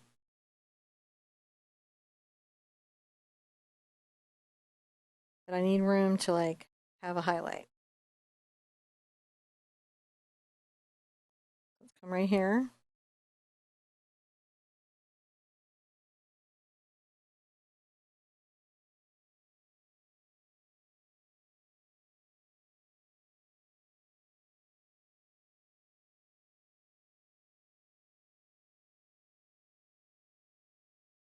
Wipe that out. Make a nice big one here.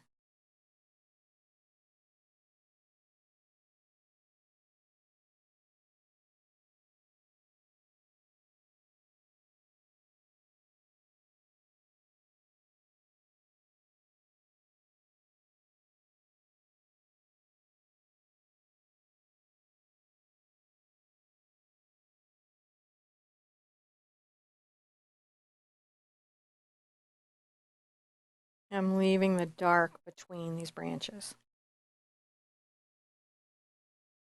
And put out a little more white. Yeah, my white. Just a little bit more. Well, my white's getting dry on me. We're running the heater, and it's drying out my paint really fast, even with the wet palette, even with me misting, and even with the glazing liquid. Sure. Yeah, I can see. So sometimes you're just stuck and you got to put out fresh paint because it's just too gummy to work with. Oh, that's a big difference. That'll be a lot easier.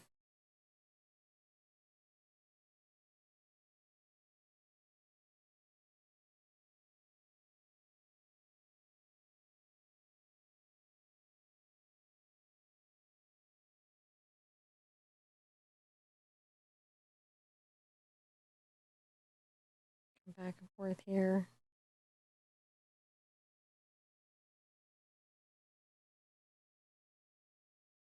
It's like a little puzzle you put together. Maybe that one will be a little bit darker.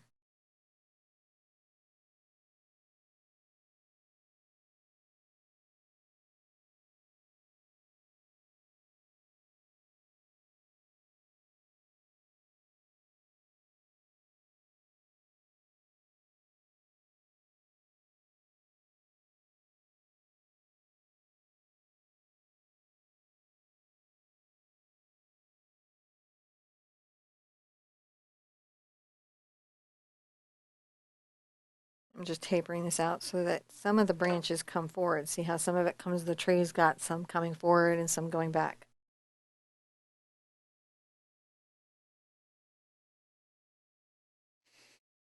I think I might come down from the top and work it a little bit. I'm getting a little fatigued working it from the bottom. I could I can understand that.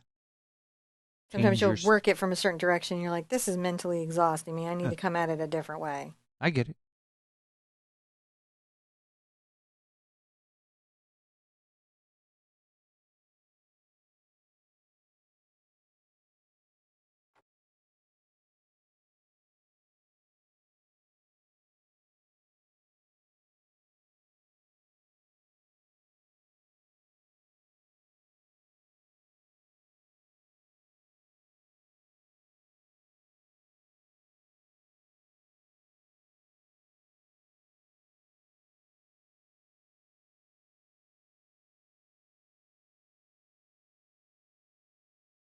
I like that.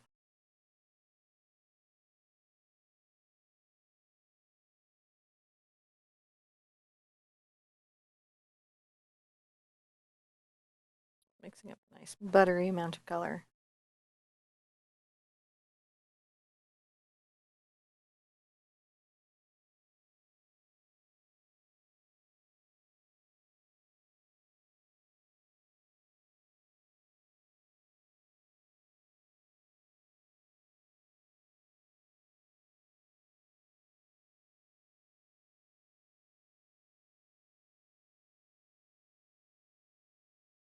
There you go. That's a nice little ledge and shelf.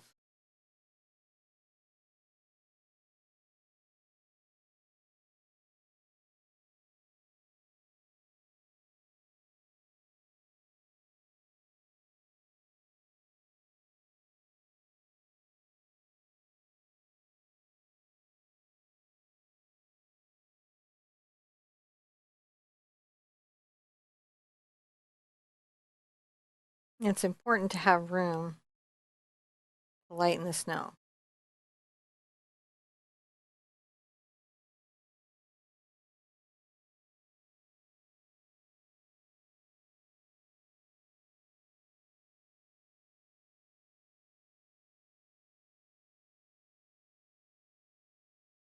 I like that little shelf right there. So we're just painting the little shelves where the snow is capturing on the branches. This is a tall, thin boy.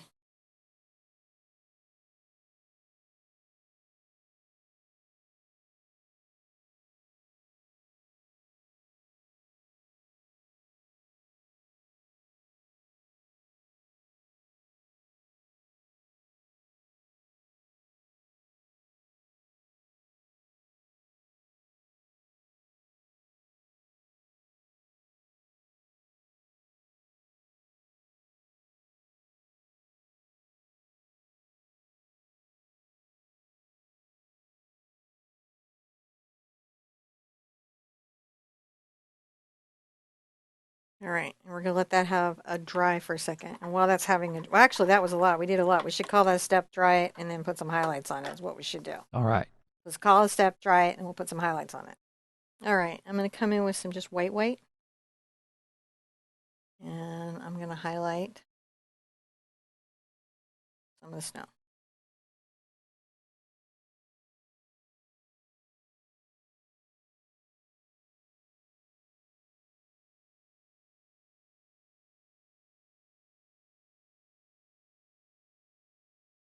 It's kind of a delicate operation.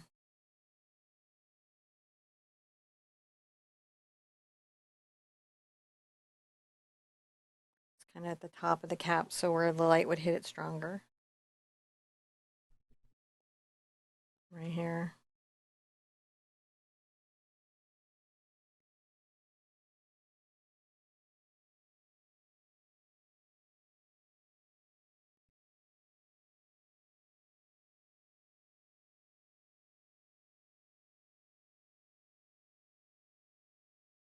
And a little bit on this side.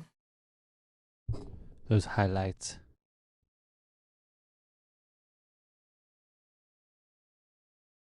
But it doesn't come to the back side of the tree. This side of the tree is more highlighted.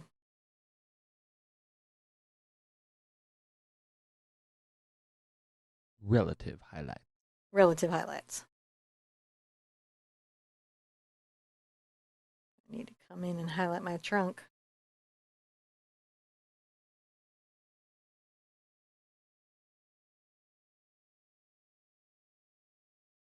Just the toe of my filbert. And again, you could use a round brush, get the same result.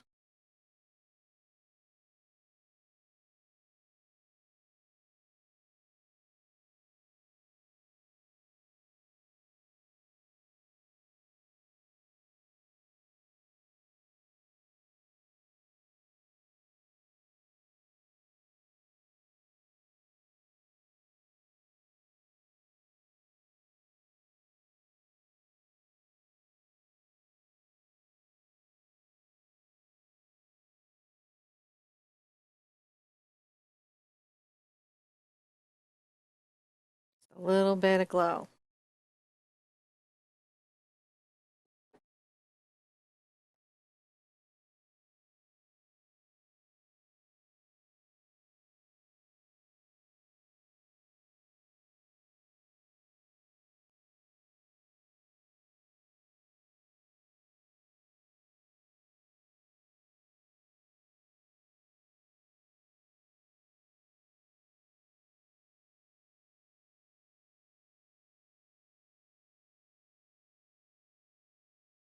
Little bit of glow.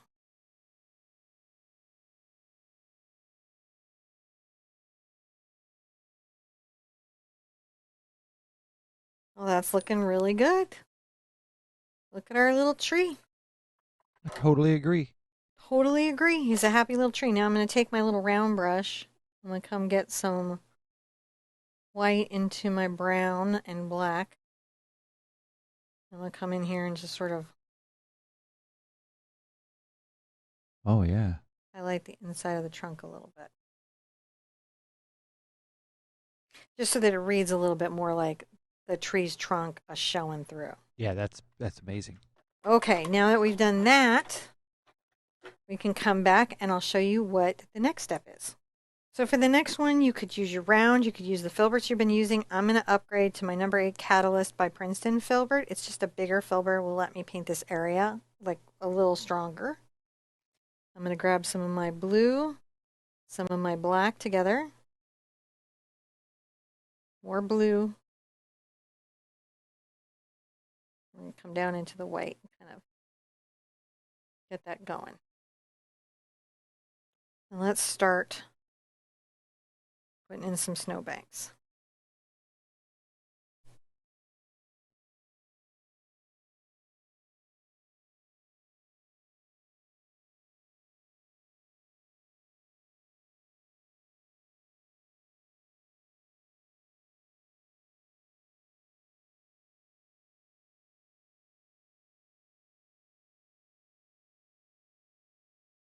Kind of making an uneven edge right here.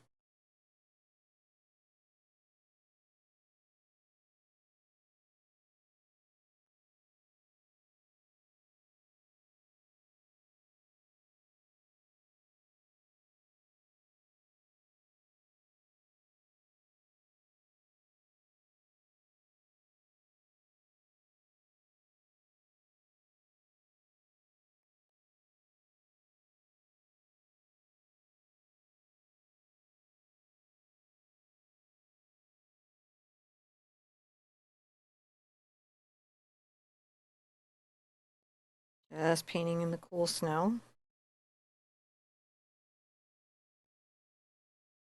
Doing big, strong strokes so that they're kind of noticeable. It helps inform it.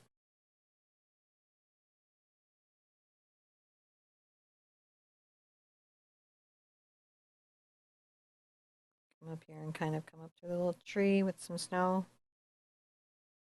I might get a little bit darker.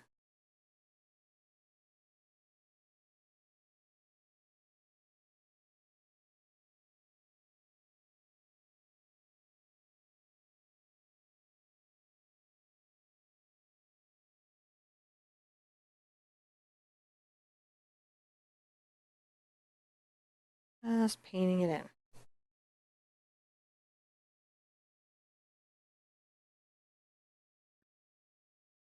Along here, also kind of on an even edge.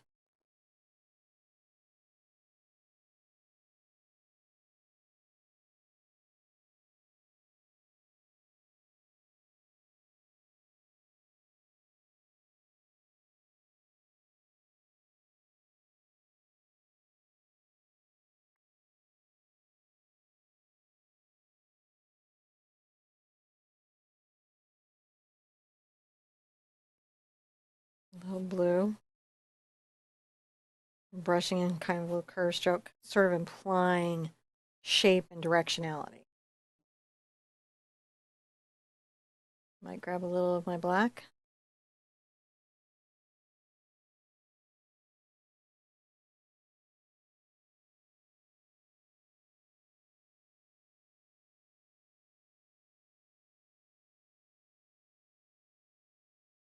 Give myself sort of an uneven little pathing there.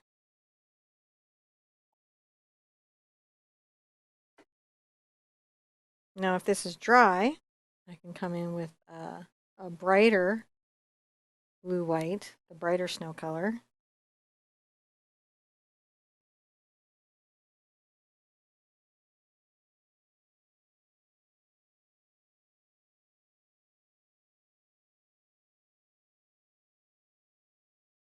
A highlight there.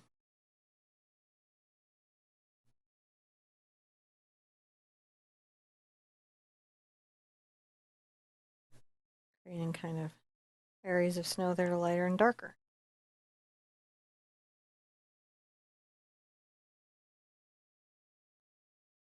I'm gonna get a little bit of my white on this brush.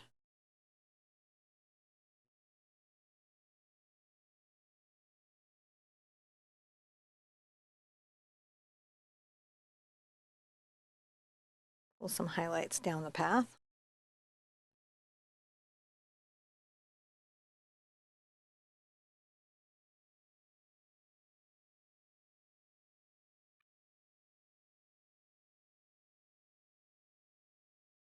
Brush that little back. If I need to, I can always get my blue in here again to blend this out.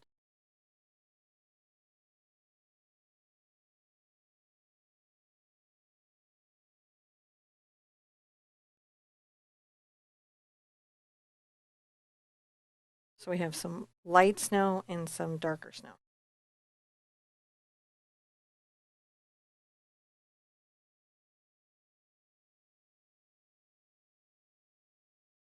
I like that very, very much. Now I'm going to come along here.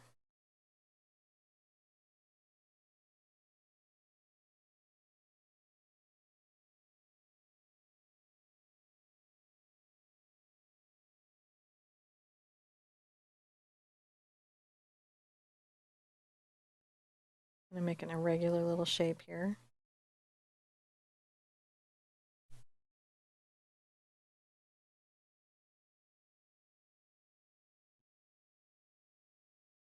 Dry brush that back in.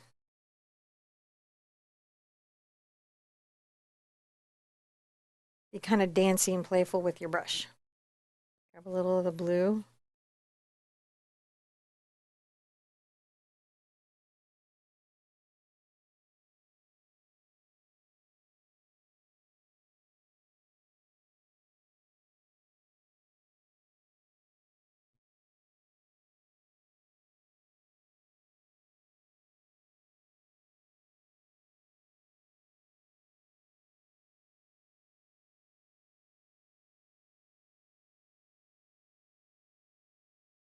Maybe a little highlight right here back by the window.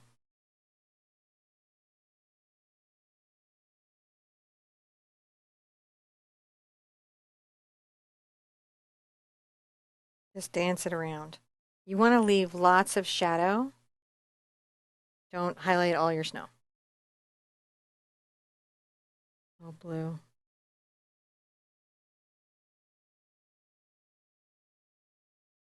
It's okay to be playful. Grab a little white.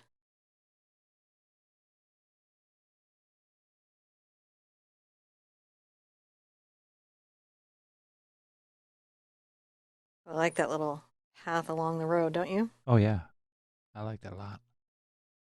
I'm gonna just brush a little bit of white through here. A little energy going that way.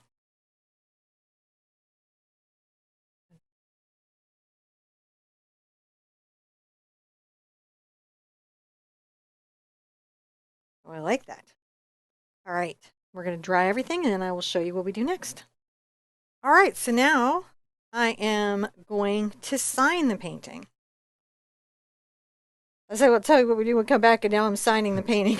Well, we had to take a look at it and make sure that Yeah, where you take you talk about that a lot. You have to take a step back away from your painting and make it sure that everything is where you want it to be before you. I had thought about splattering it, but I realized I liked it where it was. And the thing about splattering is it can make it go totally off book from where you are. Can change the directionality of the Yeah, painting. like the snow wouldn't have shown up as it would have it it would have diffused it a bit. Mm, yeah, So I decided against it. You could do it if you wanted to, though. you can snow if you want to. It's okay. It is okay. I'm just going to add my little signature. I'm doing it in white so it's not too um, crazy on the painting.